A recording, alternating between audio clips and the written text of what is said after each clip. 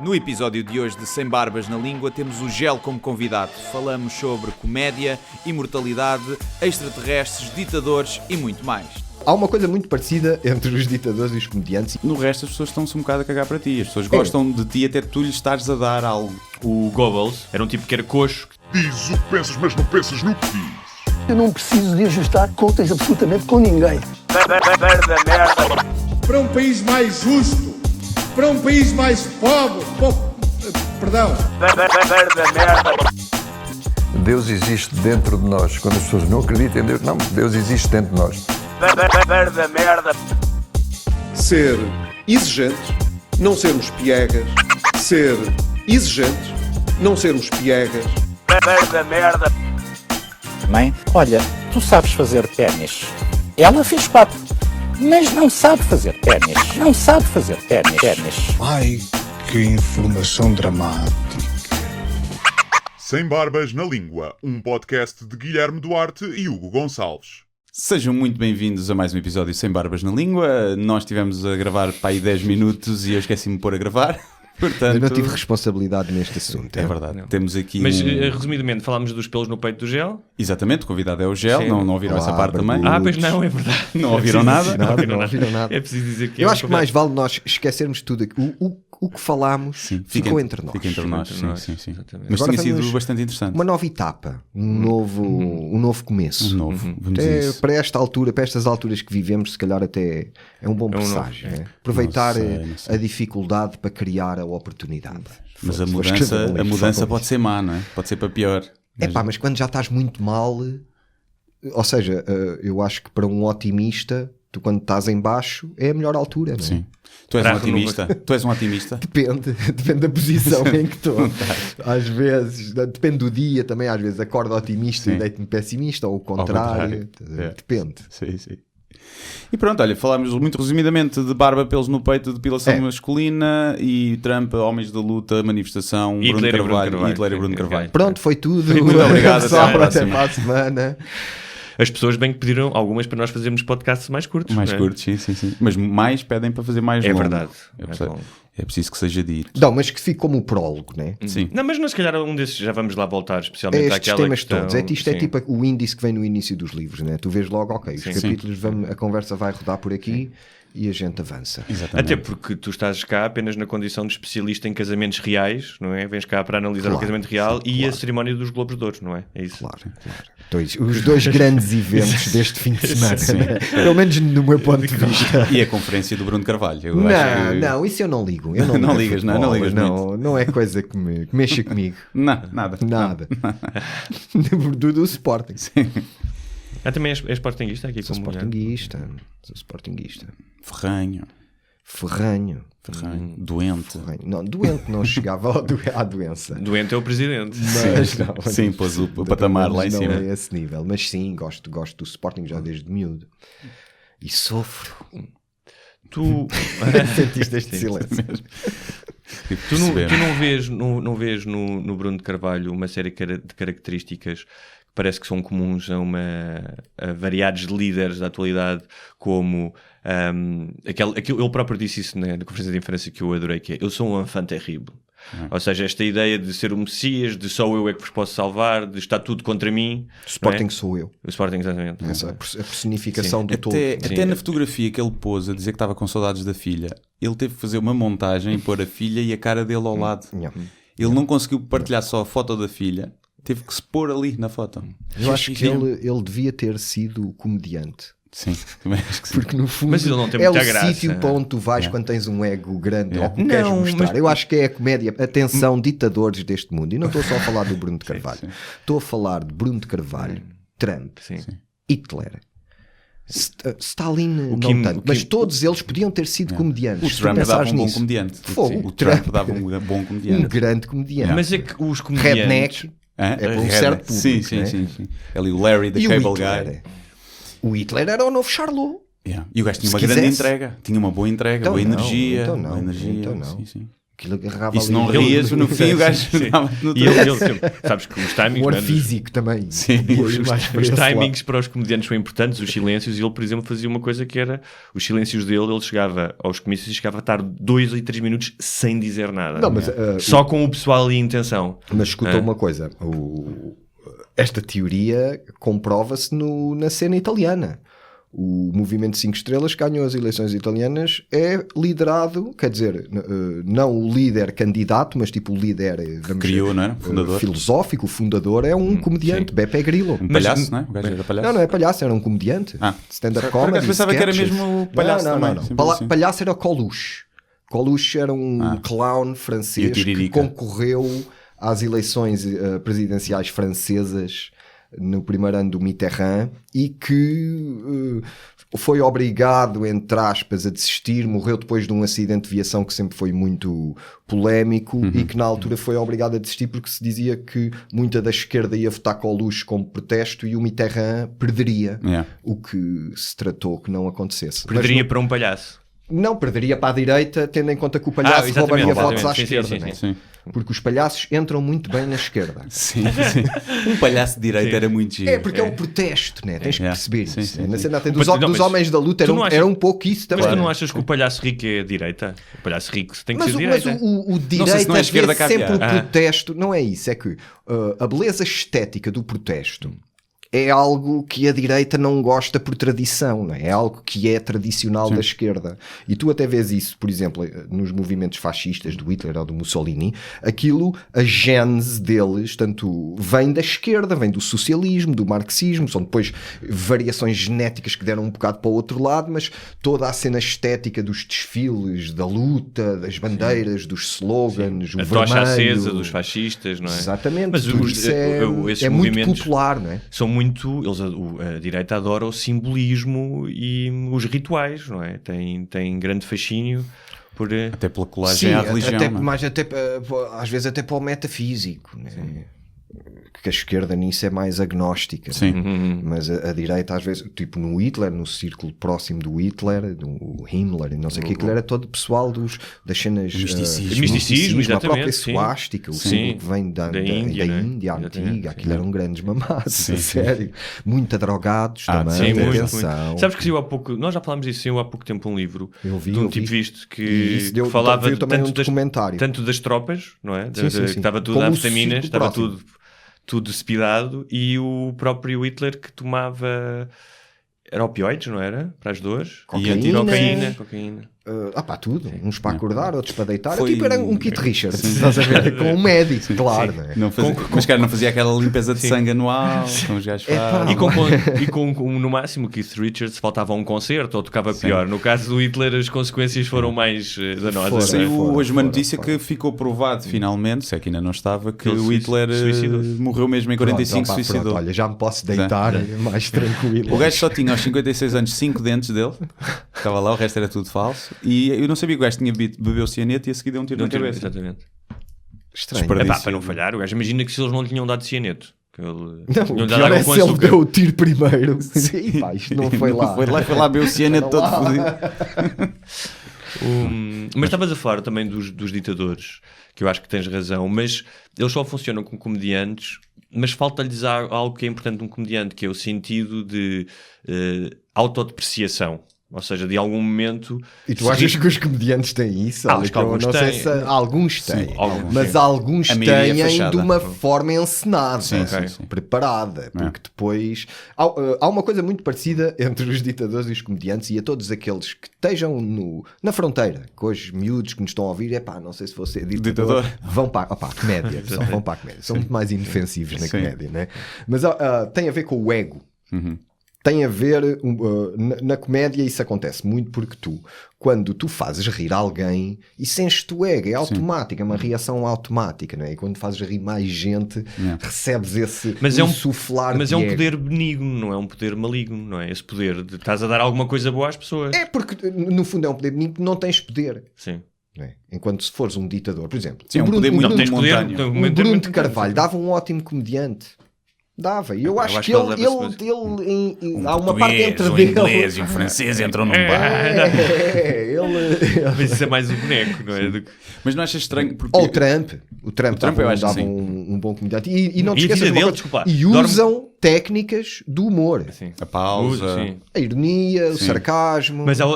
Mas há outra coisa que é o Trump é um humor muito básico. Ou seja, o próprio... Como a maior parte das pessoas são, não é? Claro, claro, mas é um bocado malucos do riso. Ou seja, mesmo o vocabulário dele, eficaz. A capacidade dele construir uma frase, que não consegue, porque ele ainda por cima está sempre a deambular de um tema para o outro, não é? Começa a falar. Mas isso faz parte, eu acho que do acting dele, claro. Ou seja, da persona. Ele está improviso. Faz parte da graça. Ele está de improviso. Ele não tarda perto de letras ao público. Não, e a cena é assim, eles agora não estão bem a ver o twist que eu vou dar. Aquilo é uma cena dele, é porque apanha-te sempre de surpresa, não é? Que é uma cena que também tem em comum com os cómicos. Mas há sempre um coelho a sair da cartola. Né? Depois diz aquelas coisas bárbaras como a minha filha é muito gira, se não fosse a minha filha eu namorava com ela. O que é verdade. O que às vezes tu, se fores assim imaginar naquele fim de semana na casa da neve, os dois, ele e a filha no sofá adormecem, será que não lhe deu aquele desejo? Ou seja, a mudar-lhe a imagina fralda. que ele está a falar daquilo. Imagina que ele conhecia bem o Bill Cosby e tinha-lhe pedido umas drogas e tal. Mas uma coisa, falavas aí do ego dos humoristas, eu também acho, mas acho que há uma... E que também se calhar é igual aos ditadores. Por exemplo, no Hitler isso era óbvio, que é o ego muito grande, mas a autoestima muito em baixo.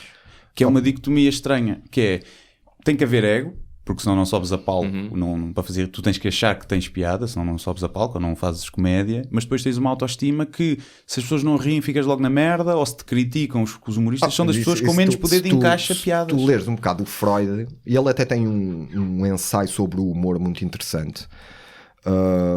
Uma coisa pequenina, lê-se numa cagadela.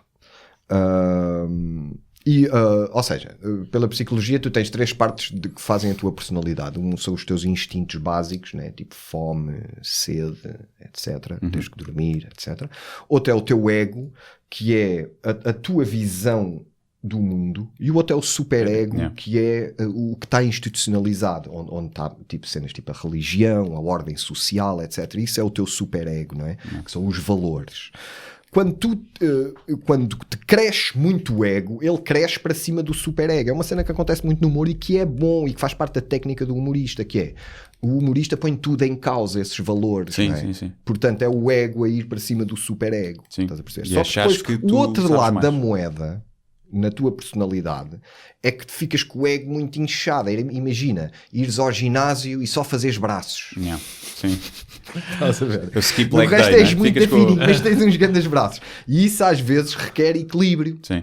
Daí muitas vezes tu veres, isto é a minha interpretação, tu veres muitos comediantes que têm uma visão cínica do mundo. E quando eu digo cínico, não tem a ver com o cínico como ele é hoje tido, quase como uma hipocrisia. Não, estou a falar do pensamento cínico, do cinismo como linha de pensamento, que é uma completa questionar todos os valores instituídos, não é? Tu tens para mim o pináculo disso é o George Carlin. Sim. George Carlin é um filósofo cínico, para mim um dos maiores comediantes, pelo menos que eu conheço. Sim, também para mim é o meu e uma visão cínica, uma visão extremamente crítica. Mas que chegou a um ponto da carreira dele, pelo menos, em que tinha esse tal equilíbrio do ego. Ou seja, mas isso é algo que eu acho que se tem que fazer a um nível pessoal. Claro. Não é? Porque mas isso tens algumas coisas que te equilibrem isso. Mas isso. Era como na Roma Antiga dizia-se que quando o César, o imperador, os vários Césares, né, faziam os desfiles, havia um escravo que ia atrás dele e ia-lhe dizer assim: és apenas um homem. Para puxar para baixo, para a terra. Pronto, é esse equilíbrio. Sim, exatamente. Porque isso, ou seja, é exatamente isso. É preciso. Aconselhável a todos os ditadores, mas também a todos os grandes comediantes. Toda a gente tem um escravo, aliás, não é? A quem brinca com o ego. O comediante brinca com o ego. Como ao ditador. Qualquer gajo que esteja à frente hoje em dia, que seja um presidente de uma grande instituição política.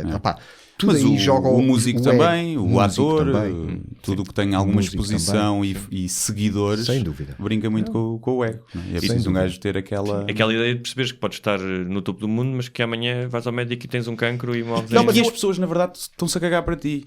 O ditador é diferente, se calhar, mas no resto as pessoas estão-se um bocado a cagar para ti. As pessoas gostam de ti até tu lhes estares a dar algo. A partir do momento que tu deixas de dar, mesmo que seja só durante um momento, a maioria das pessoas diz este gajo já não interessa para nada. E vai-se embora. As pessoas não querem... O pessoal diz, os meus fãs. Não, as pessoas são seguidores do teu trabalho, não são teus fãs. Mas nesse aspecto os ditadores conseguem mais aderência. Sim, exatamente. Mas também tens que ver que às vezes a cena do seguidor é um nome que se dá ao freguês. Sim, fundo, é o cliente, não é? O freguês, a freguesia, né? E isso não há, eu acho que não é por aí o mal, né? ou o potencial mal, no caso sobretudo mais até dos comediantes do que dos ditadores, porque nos ditadores não há volta a dar, não é? No comediante há sempre volta a dar, que é a piada, né? Sim. Conseguis até fazer uma piada contigo próprio. Há pessoal que não consegue, há outros que conseguem, mas nos ditadores não. Em relação à cena da comédia, eu acho interessante a figura e como tem crescido a comédia no mundo ocidental nos últimos 20, 30 anos. Em Portugal nota-se há menos tempo. Mas que acabam por quase ser o pináculo do novo entretenimento, porque é muito barato ser comediante hoje em dia, não é? É até mais barato ser comediante do que ser rapper.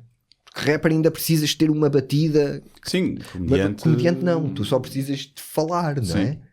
E de mostrar aos outros o que tu falas. E mas nisso o retorno também é menor. Arte. O retorno também é menor em termos monetários. Não, mas depois também não tens que partilhar com ninguém, né? Olha uma banda, 5 gajos, ganhar 250 euros para dar um concerto na Covilhã. E hoje em dia tens muito mais veículos de disseminação do trabalho. Podes fazê-lo através de piadas no Twitter, podes ter um Instagram, ou seja, não precisas estar numa sala de espetáculos ou num canal de televisão. Mas eu acho que, por exemplo, na música, e pegando no rapper, um rapper se fizer uma música boa, hoje em dia é muito fácil, se for boa, ele começar a fazer dinheiro do rap rapidamente. E há muitos casos disso, que tem 2 ou 3 músicas lançadas, não tem mais, e já cobram muito. E os comediantes também. O comediante eu não conheço nenhum que não tenha pelo menos 3 anos de trabalho a ganhar zero. Mas temos que abrir aqui um bocadinho o espectro àquilo que nós chamamos comédia. Por exemplo, para mim, muitos desses miúdos youtubers eu considero-os comédia. Sim.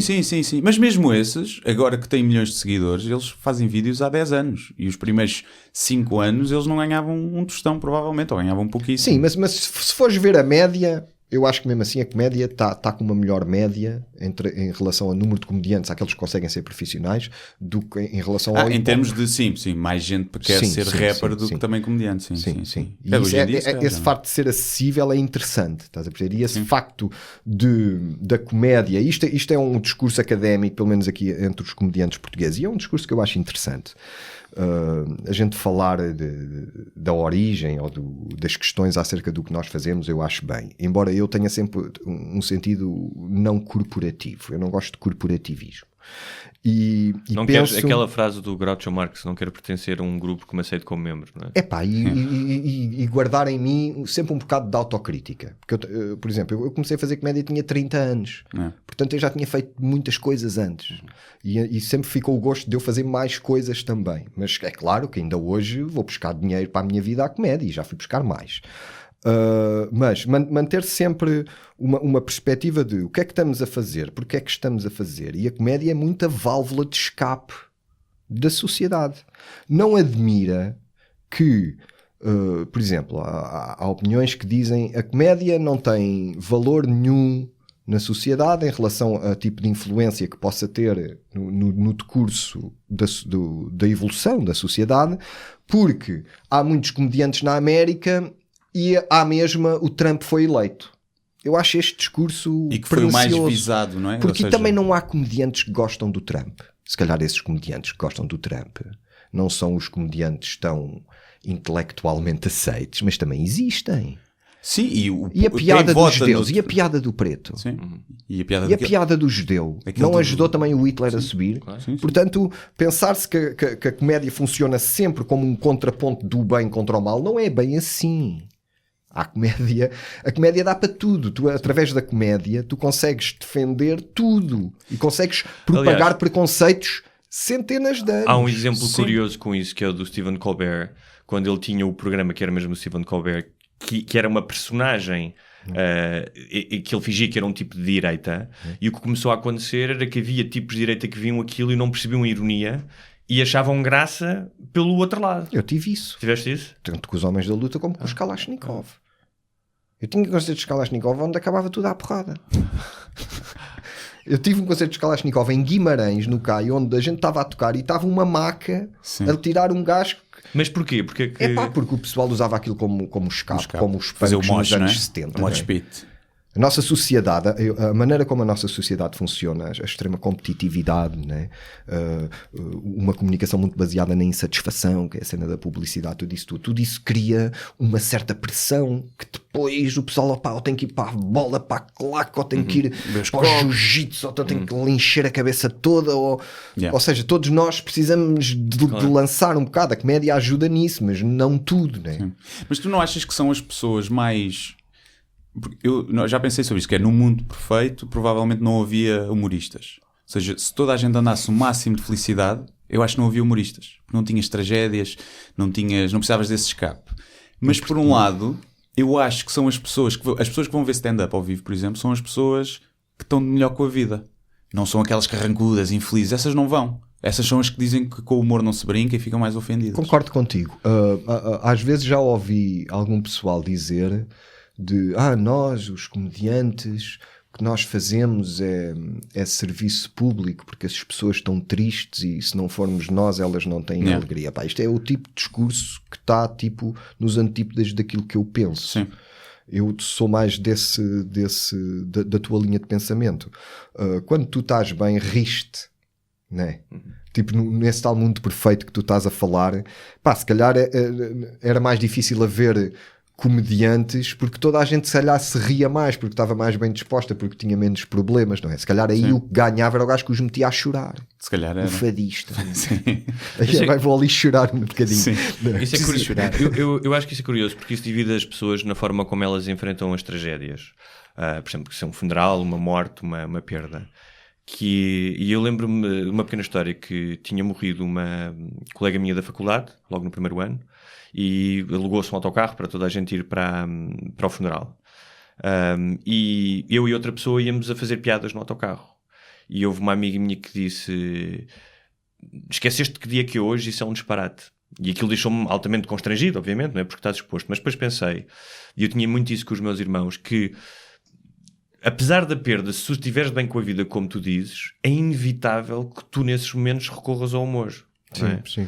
Eu acho que as pessoas dividem-se entre aquelas que não estás a desrespeitar ninguém, possivelmente estás a sofrer tanto como a pessoa que está a chorar, e há os que querem o fadinho, não é? Como tu dizes, querem intensificar a dor, e há aqueles que dizem, no absurdo que é isto de finitude de alguém ter morrido atropelada, esta é uma forma de eu estar vivo. Não é? Aconteceu-me isso com o meu irmão, quando morreu o meu pai. A gente estava no velório do meu pai e eu estava sentado com o meu irmão lá dentro a rirmos, não ia fazer piada. Olha, agora entra este, está para o pai, dá-lhe um beijo na boca. Gostei tanto de papar. Era a nossa maneira de lidar com essa dor. Se calhar uma maneira cobarde. Eu acho que não. Calhar, eu não sei. Eu não estou certo em relação a isso. Eu acho que é uma... Porque às vezes perante a tragédia, tu podes rir, mas às vezes rir é esconder.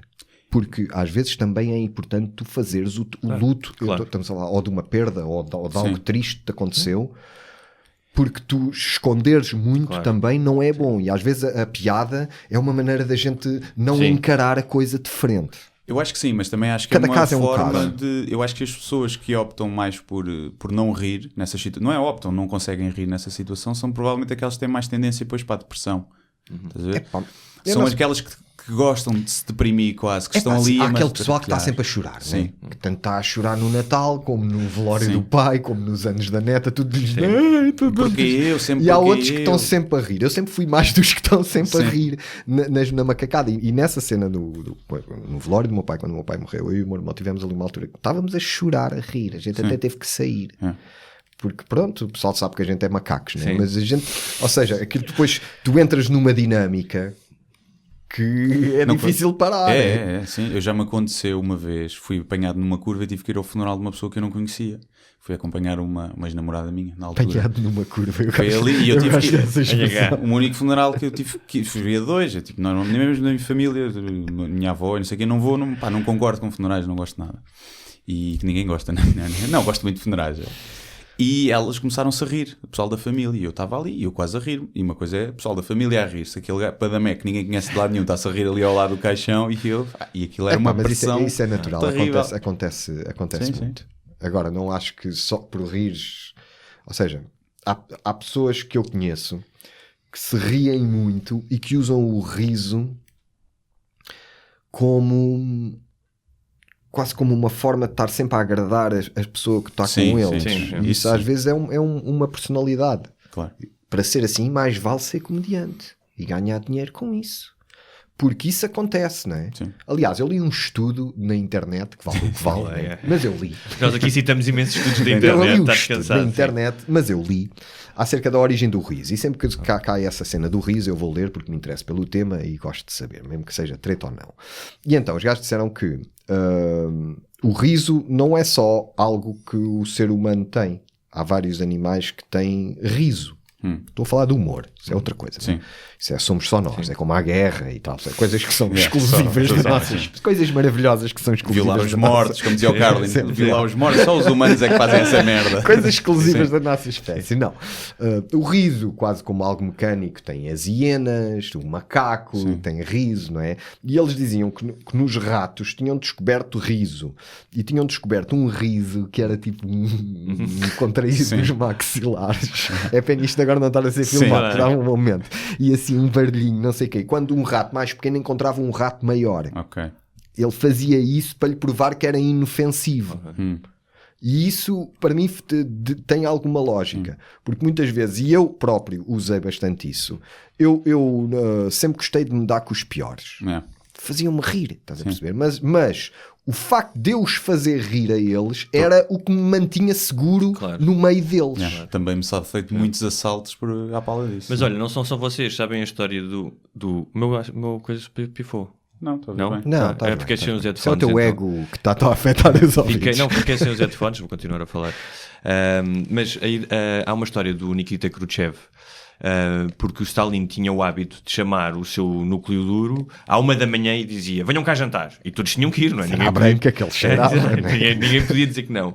E bebiam imenso, e não sei. E quando chegava a casa, o Nikita Khrushchev dizia à mulher o que é que tinha acontecido e pedia para ela transcrever, para ela anotar as piadas das quais o Stalin se tinha rido, para ele poder repeti-las noutra situação. Portanto, neste caso, o Khrushchev era o ratinho que encontra o rato maior, não é? Claro.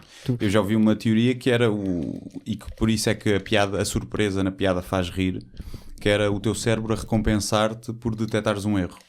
Da mesma forma que se tu visses tipo uma giesta, umas silvas com uma cauda de leopardo ali, o homem das cavernas detectava ali um erro, aquela cauda de leopardo não faz sentido estar ali, então é para um leopardo, e o cérebro recompensava-te com fugiste ao perigo e ganhaste alguma coisa. Tens que ler esse tal ensaio do Freud, estás a falar de uma coisa que ele fala. Sobre o humor. O gajo plagiou. Não, é que o ensaio tem duas partes. Uma parte é sobre o xiste, ou seja, a tradução é brasileira. O xiste é o trocadilho. E ele fala da relação entre o trocadilho e o inconsciente. E ele diz que a diferença entre o trocadilho e o humor é que o trocadilho atua no inconsciente e o humor atua no consciente. Né?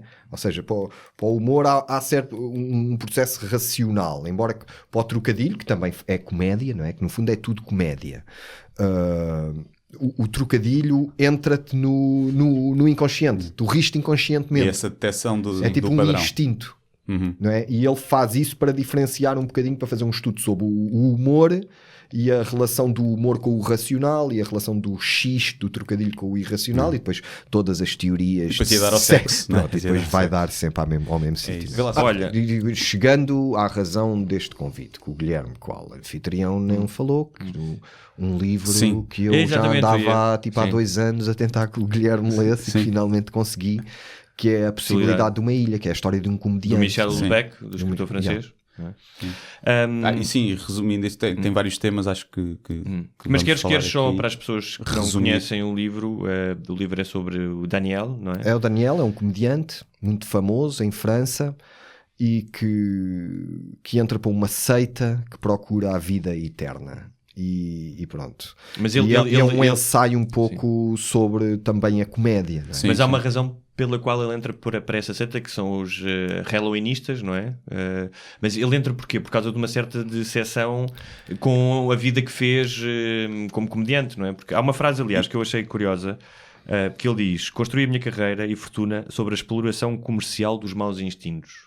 Porque ele era muito negro e sádico. Este comediante, esta personagem é tipo, pronto, muito negro, não é? Ou seja, ele não te explica, ele não te faz nenhuma piada no livro, ele apenas descreve os temas do Daniel, ou seja, era tipo pornografia envolvendo mulheres de burca, cenas de pedofilia. Opa, era muito antissistema, não é? Muito explorava o que te piora para provocar o riso. O que fala um bocado também da tal válvula de escape que a gente estava a falar, não é? E que às tantas isso começa a influenciar a vida dele, não é? E começa a sentir-se um pouco vazio e à procura de alguma coisa que no fundo um valor, não é? Aquilo volta um bocadinho ao Freud, não é? À cena do ego, ou seja, é alguém que já está com o ego tão grande que já não tem valores nenhuns, então qualquer utopia o seduz. E essa utopia dessa seita tem a ver com... Eles acreditam que há um ser que é extraterrestre, não é? Halloween, que é assim que chama, que aliás é o nome de Deus na Bíblia, no início, é um dos nomes, é Javé, são dos dois nomes que estão no Gênesis. Mas eles acreditam que é um extraterrestre, não é? Nessa seita. Mas ele entra para a seita por uma questão de investigação. Meio de deixa ver o que é que estes malucos dizem, meio sem acreditar em nada, mas um bocado fascinado também, não é? E depois uma aquilo, seita com grande poder, ou seja, com poder tecnológico, de investigação, não é? Com uma base científica forte. A vida eterna era prometida através da clonagem e do upload da consciência. Não era uma coisa metafísica, espiritual. Não, era algo com gente a sério a trabalhar. E que é conseguida depois. E o que é que te cativou tanto nesse livro? O ensaio, ou seja, o personagem principal ser um comediante. Eu na altura que o li logo quando ele saiu, há 10 anos, por aí. Isso bateu-me bastante, porque na altura eu estava a fazer comédia tipo a 100%, a 200%, era só o que eu fazia. E de uma certa maneira identifiquei-me com algumas coisas naquele personagem, sabes? E bateu-me bastante por ser um comediante. A personagem central de um romance que é filosófico, que no fundo é um pensamento sobre o nosso tempo, não é?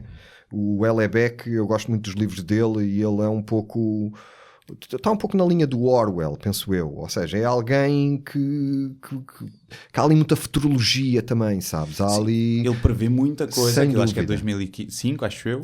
Todo o discurso do politicamente correto, ele já estava a escrever sobre isto. Das extremas direitas, a descer do anti-islão. Só espero que ele se engane quanto ao livro que escreveu, Submissão, que é o domínio islâmico da Europa, e ele faz isso de uma maneira incrível, que não faz pela forma que nós esperamos, que é através do terrorismo e da guerra, é através de como é que o Islão pode pegar nas partes vulneráveis da sociedade ocidental, consumismo, o ego, e convence toda a inteligência. Não, tu és professor da faculdade, vou-te dar 5.000 euros e ficas com 3 mulheres. E os interesses fazem a mudança acontecer, não é? Bem, espero que isso não aconteça.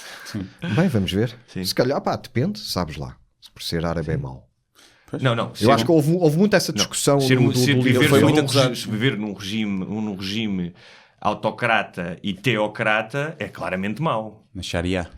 É claramente mau. É assim, perante... Concordo para todos os efeitos preferia viver nos Estados Unidos do que no Irão. Concordo contigo, mas eu tenho que fazer aqui um bocado o advogado do diabo, o advogado do povo. Perante isso, ou o contraponto de ser violência... As pessoas escolhem, eu acho que essa é que é a mensagem dele, não é?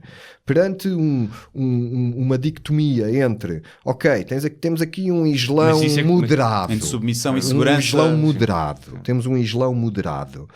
Ou temos caos.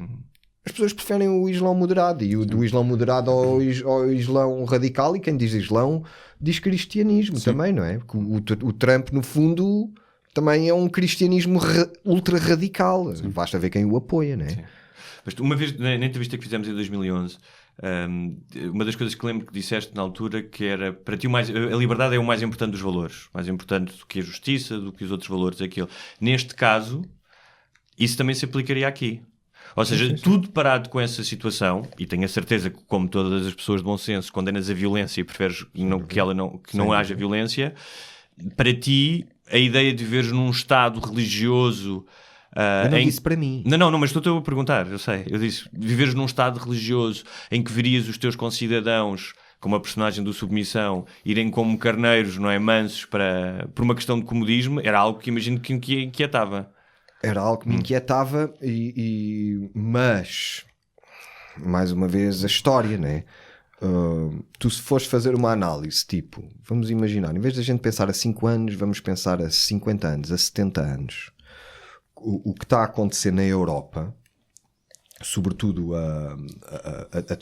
o descer da curva demográfica na Europa, quando tudo à volta, desde o Maghreb, está a crescer a um ritmo gigante, faz antever começar a haver muros também. E começar a haver esse tipo de separação. E na volta, aí voltamos ao Houellebecq, né? Muitos, se calhar, islâmicos ou de outras religiões ou de outras cores que cá estão, também se integram a fazer o muro. Porque, porque nos Estados Unidos, ou seja, tu pensares que os apoiantes do Trump são só brancos, não é verdade. Sim. Ou seja, muitos mexicanos. Isso é um clássico. A história da imigração dos Estados Unidos é... estão lá os WASP, não é? Os protestantes brancos anglófilos. Começam a chegar os irlandeses, não gostamos. Depois os irlandeses integram-se, começam a jogar os judeus. Depois os italianos fazem o papel dos judeus. Ou seja, depois vêm os mexicanos. E é curioso, porque aqueles que foram imigrantes, em algum momento vão ser aqueles que tu disseste, não, queremos um muro. Não é? E esquecem-se que o avô deles, se tivesse lá o muro, não tinha entrado. O Trump, sim. O avô dele não era americano. O pai, acho eu. Sim, claro. Falar nos índios. Falar que eles são todos imigrantes à força. De expulsar os outros, não é? Mas essa parte da futurologia, ou seja, podemos pegar por aí, porque há um momento do livro em que há uma comunicação entre avatares, não é? Ou seja, o eu o Daniel de agora e o Daniel do futuro. Essa ideia que cativa muito, por exemplo, o Guilherme, de viver para sempre, de poderes transferir a tua consciência de forma a sobreviveres à finitude do teu corpo, é uma coisa que te cativa? Não é algo que me cative muito, sabes? Eu sempre gostei mais do passado do que do futuro. A sério, na música, em muita coisa. Portanto, não é algo que eu perca muito tempo a pensar, tipo, a imortalidade do meu pensamento. Seja... Imagina que podias então voltar ao passado. Eu só não percebo é como é que eles o poderiam fazer. Porque de que maneira é que eles têm de conhecer a minha personalidade? É tudo sinais e químicos no cérebro. Depois de mapear... Será? Acho que sim, não é? Acho que não haverá mais. Mas isso é um grande... Já falámos disso aqui, mas... Ou seja, programável. Sim. Ou seja, transferir... Tu tens um hardware aí que tem a informação toda, não é? Se conseguires retirar essa informação, se conseguires um código... Aliás, há pessoas a trabalhar nesse sentido e apontam as estimativas para que em 2045, isto faz parte, acho que é o projeto Singularidade, é um bilionário russo que está por trás e que está a investir em tudo o que são empresas que estão nessa área. E os gajos dão essa estimativa, como 2045 a primeira transferência de consciência de um humano para não para a máquina. Ou seja, a tua consciência... Tudo o que é tátil vamos perder, não é?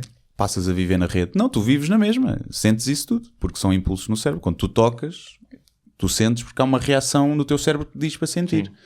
E tudo isso é mapeável e configurável. Tu não sentes no dedo, sentes no cérebro, não é? Tudo isso é mapeável. Vai ser caro. Vai ser caro, vai ser só para os ricos. E depois vai mais muros, não é? Mas será que queremos? Voltamos à possibilidade. Mas isso é a questão, mas a questão é... Eu acho que será inevitável. Mas depois não achas que vai dar para todos? Olha os discos rígidos que vai ser preciso. Isto pode... Eu também tenho algumas dúvidas, porque realmente é um tipo de informação... Como é que tu tiras do cérebro? Mas quem sou eu para falar disso? Mas se chegasses no século XVIII, imagina, e dissesse a um gajo que ia haver informação que ia ser enviada para uma cena que está no espaço e que ia voltar num segundo, e tu podias ver um filme. Mas depois o problema é que é assim, ok, a gente é um software, né? Ou seja, se é algo que vai dizer na net é um software. Sim, passamos a ser software. Como é que tu provas que é verdade? Gajo, estás a sentir? Estou a sentir. Tu sabes lá, aquilo está programado. Mas isso é a teoria de... Não é? Tu neste momento podes estar numa simulação. Há uma teoria, acho que já falámos aqui, que é a teoria do universo simulado. E é uma teoria de um filósofo e matemático do Canadá, que ele diz que vamos partir do princípio que nós, nesta sociedade, vamos evoluir ao ponto de conseguir simular universos dentro de um computador. Metes lá as variáveis do Big Bang e as coisas e aquilo expande-se ali, tipo um jogo de Sims ali, mesmo com as variáveis do Big Bang. E que a nascer vida dentro desse universo, com a evolução que houve neste, essas pessoas que vão viver nessa simulação não vão saber. E ele diz que... É o que pode nos estar a acontecer. Exatamente. Já a nós, e ele diz, pelas leis da probabilidade, só existe um mundo verdadeiro que dê origem a uma infinidade de simulações. Porque pode haver uma simulação, se calhar, em cada telemóvel daqui a 1000 anos. Sim. E que nós, por essa lei da probabilidade, estamos a viver nessa simulação. Nós estamos muito a viver num telemóvel de um chinês no ano 2700. Que está a cagar neste momento e a olhar para nós. E a ouvir o podcast. Não pode ser. E ele diz que... Porque isso deita abaixo... Ouve lá, olha, toda a história da astronomia. Não, tudo. Ou seja, da expansão do universo, do tamanho do universo. Não, mas o universo, eles simulam o universo do início. Mas os próprios astrónomos falam de multiversos, não é? Ou seja, neste caso, mas sempre espaço e tempo. Sim. Espaço-tempo. Neste caso, o Big Bang era o instalares a app. De uma completa síntese de espaço-tempo em algo. Mas há uma solução mais atraente. Imagina que o Big Bang é o instalar a app no telemóvel. E que depois passaram esses bilhões de anos até haver esta evolução toda. Eu não consigo. Mas embora eu tenha tomado já bastantes substâncias, sabes? nunca pensaste. Eu nunca consegui chegar aí, sabes? Ainda não consegui. E o que ele diz é, há um pressuposto aqui eu que... perco-me sempre mais no passado. Perco-me sempre mais no passado. Mas no passado, no teu passado ou no passado da história do mundo? No passado da história do mundo, claro, e da música. O Guilherme há bocado ia perguntar isso. Imagina que tinhas o carro do Michael J. Fox no Back to the Future. Onde é que ias? Podias fazer uma viagem? Havia alguma época que gostasses de ir? Sim, tantas. Mas assim uma que... Qual é que era assim? Uma ou duas? Sei lá. Los Angeles, 72. Logo. Também não vais muito para trás. É logo festa. Passar uma semaninha ali com a malta. Respirar ali o ar. Em 1939, ao Gueto de Varsóvia. Não, isso também lá iria, mas tinha que ser assim uma coisa, com aquele carro, aquilo às vezes falhava. Tinha que primeiro testá-lo num sítio mais bacana. O Louis C.K., que era o beat dele, que era que os pretos não podiam brincar com a máquina do tempo. Sim, só os tu voltas para trás e aí estás sempre fodido. Qualquer ano que calhes estás na merda. Mas uma das soluções que eu acho que é mais... a que ano, Hugo? Eu acho que nesse aspecto da história, claro que como toda a gente acho incrível poder viajar no tempo, mas nesse aspecto da história acho que os livros são mais interessantes, porque uma das coisas que ia acontecer... Ias ao futuro? Não, acho que é o passado, se pudesse. Eu também iria ao futuro. Mas, por exemplo, uma das coisas engraçadas que as pessoas esquecem é a questão do cheiro. Imagina, se tu voltasses ao século XVIII, o cheiro era uma coisa terrível, não é? As pessoas não estou a dizer que sou coninhas e não ia viajar por causa do cheiro, não é isso. Mas acho que o século XX é muito cativante, por acaso. O século XX... O 25 de Abril também devia ter sido uma altura engraçada. Ali aqueles meses seguintes... É do 25 de Abril ao 1º de Maio. Essa semaninha deve Agora, ter sido muito fixe. Tu perdes é... Se viajasses sabendo tu quais é que são os eventos, nós nunca sentiríamos o 25 de Abril como as pessoas o estariam a viver. É como ir a Paris. És um espectador. Só a curtir, tirar uma shell.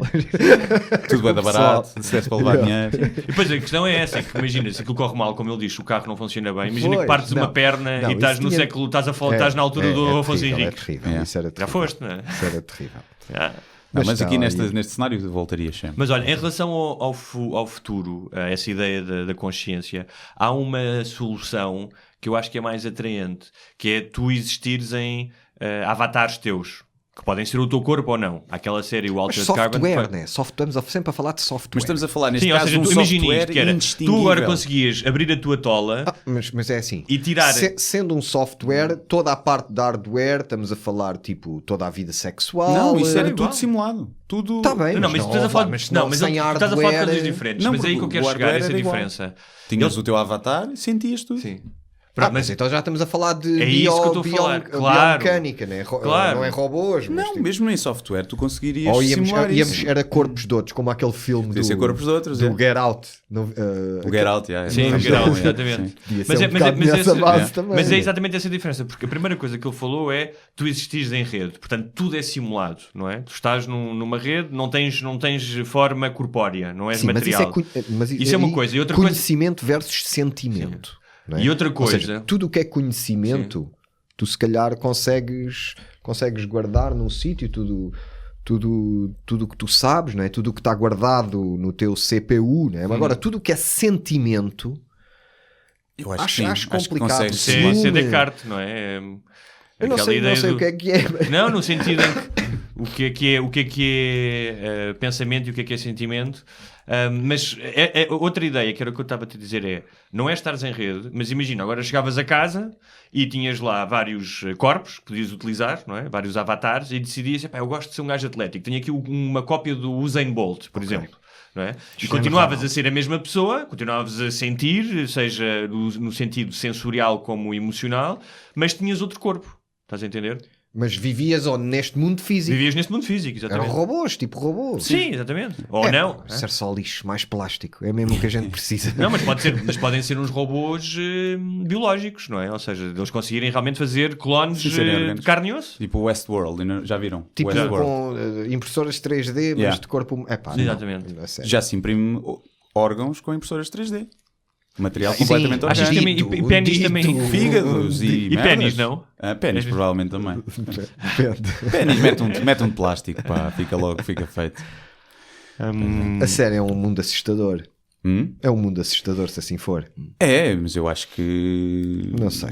Vai haver um período de transição. O Criador vai tratar disso. Não, Deus vai mandar aqui um meteorito. Eu não sei se lhe chamo Deus, que chamo o que chamar, mas eu acho que há um equilíbrio natural nas coisas. Há um equilíbrio natural no universo, na natureza, em tudo, que acaba por levar sempre a sua adiante. Então, mas nesse caso, eu acho que de acordo com esse equilíbrio, era mais provável que a espécie humana desaparecesse do planeta, então. É assim. Entendes? Ou seja, já que causamos tanta disrupção... Que se calhar o George Carlin é que diz isso, não é? Sobre os ecologistas. Não se preocupem, vai haver uma altura em que o planeta nos vai sacudir como um cão que sacode uma pulga. Eu acho que é a forma mais fria de analisar isso perante os acontecimentos, ou seja, a multiplicação do número de habitantes, ou seja, de humanos, não é? Sim. A maneira como nós gastamos todos os recursos, a maneira que parece que provada, e eu acredito que sim, que estamos já a começar a influenciar o clima, ou seja, já há algo que está bastante acima das nossas possibilidades. Sim. E isso vai ter reação, e é uma reação quase para, tenho aqui uns parasitasitos, vamos lá começar a subir a temperatura para os queimar a todos, estás a ver? A única coisa é que não é uma coisa intencional, ou seja, não há uma vontade, nós estamos a humanizar isso segundo a psicologia humana. Eu já sou mais da linha do software. Eu aí acho que pode haver uma programação. Uma lei da física. E o algoritmo vai lá corrigir o... Exatamente. Ok. Talvez. E está ali qualquer coisa. O quê? Aquela merdita azul. Lá estão eles outra vez. Mas isso mais uma vez implica intenção.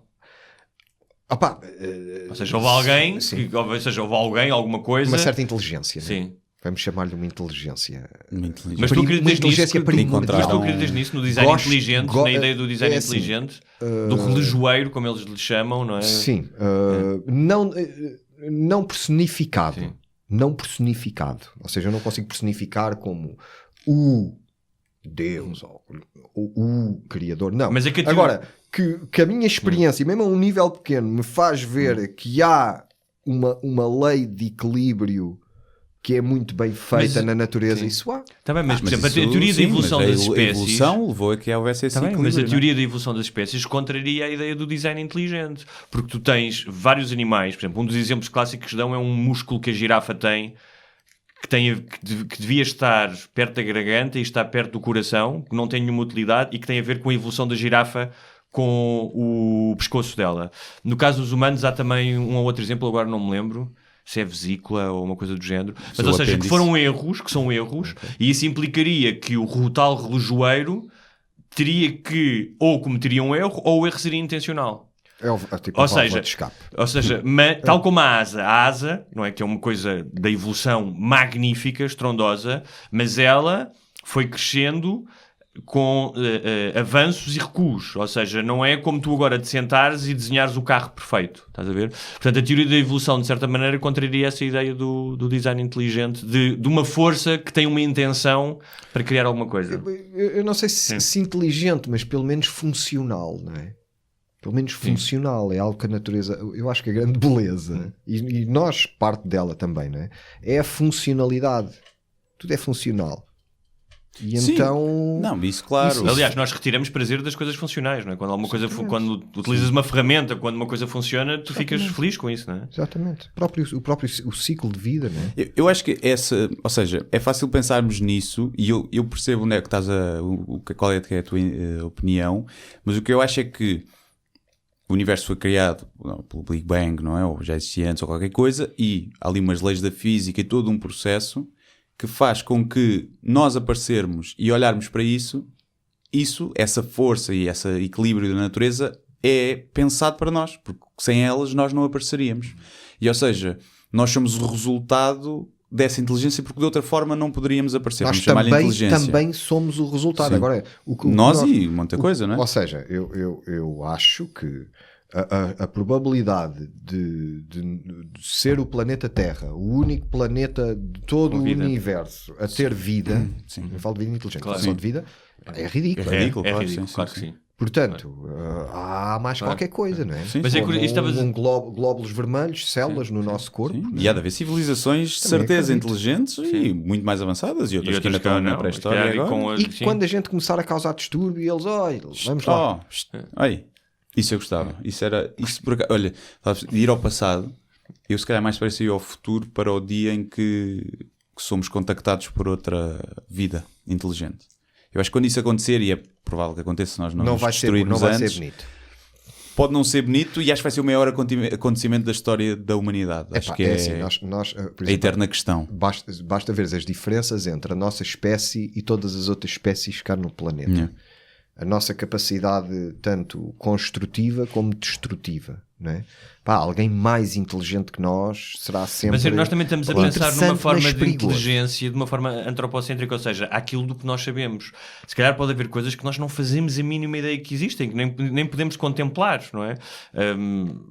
Há uma coisa engraçada, o Neil deGrasse Tyson e o Richard Dawkins uma vez perguntaram-nos o que é que vocês acham que inevitavelmente deve existir num planeta com vida, ou seja, algo que tendo em conta a constituição do universo, e uma das coisas que eles disseram era ou visão ou sonares. Ou seja, uma forma de os animais ou as formas de vida se orientarem. Isso parece uma coisa evidente, não é? Mas quanto à inteligência, se calhar nós não sabemos que tipo de inteligência que é, não é? Não, uma inteligência que nós não conseguimos conceber. Podem ser bué da burros, mas bué da bons mecânicos a construir naves. Bué da burros. Param só para arranjar gasolina. Mas uma das teorias é que uma civilização tão avançada, tecnologicamente capaz de andar à velocidade da luz ou de se teletransportar, será sempre uma civilização à partida benigna, porque se não o fosse já se tinha destruído com essa... O que eu acho é... Vocês não viram mas eu acho em relação à espécie humana, e eu rimo sempre penso nisto, que é a nossa presunção. Não é? Sim, não é? Perante o universo. Por exemplo, há uns anos lançaram os americanos uma cápsula era da humanidade, com um disco, Beatles, sim, o extraterrestre a receber aquilo.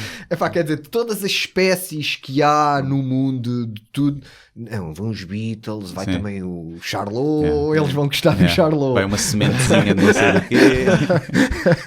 A nossa presunção do que nós achamos importante. A reunião a decidir, o gajo Rolling Stones, o gajo não, Beatles. É mais calminho. Não, mas imagina que há alguma coisa que irrita profundamente o extraterrestre, recebe aquilo e diz, isto irritou-me, agora vou acabar com este planeta.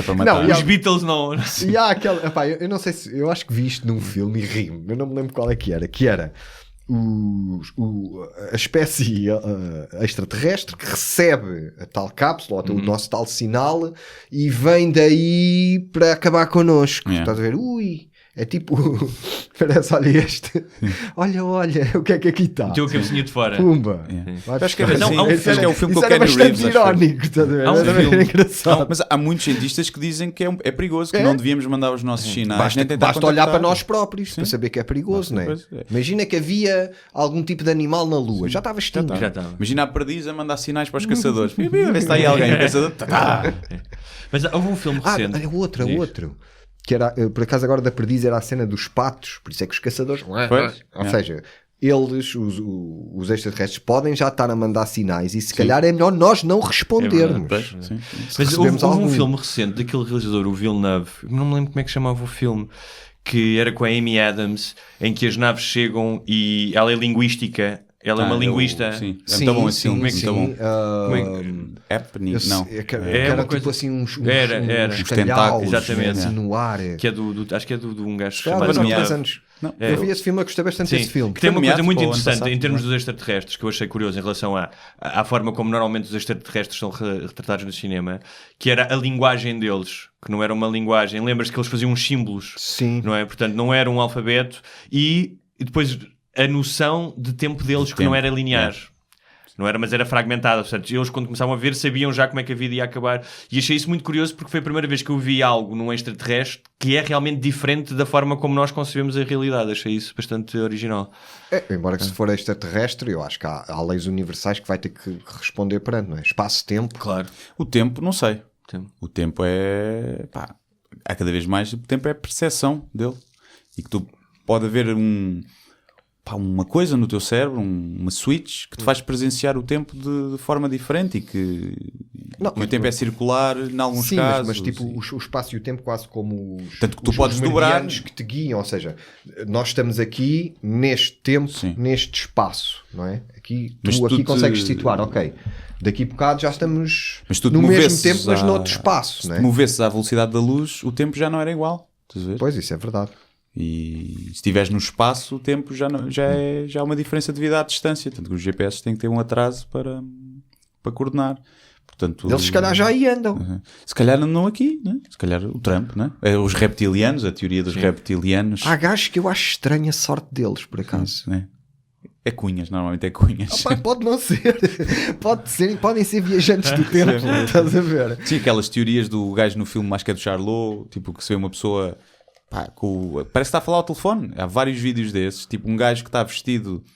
Há gajos de hoje em dia, no meio, nos anos 20. O Putin. Eu vi uma dessas fotografias, tipo, de cenas bem antigas, onde se vê já um gajo igual ao Putin. E sabe, tipo, o Ken Reeves, há um gajo num quadro de 1500 e tal, que é igual ao gajo.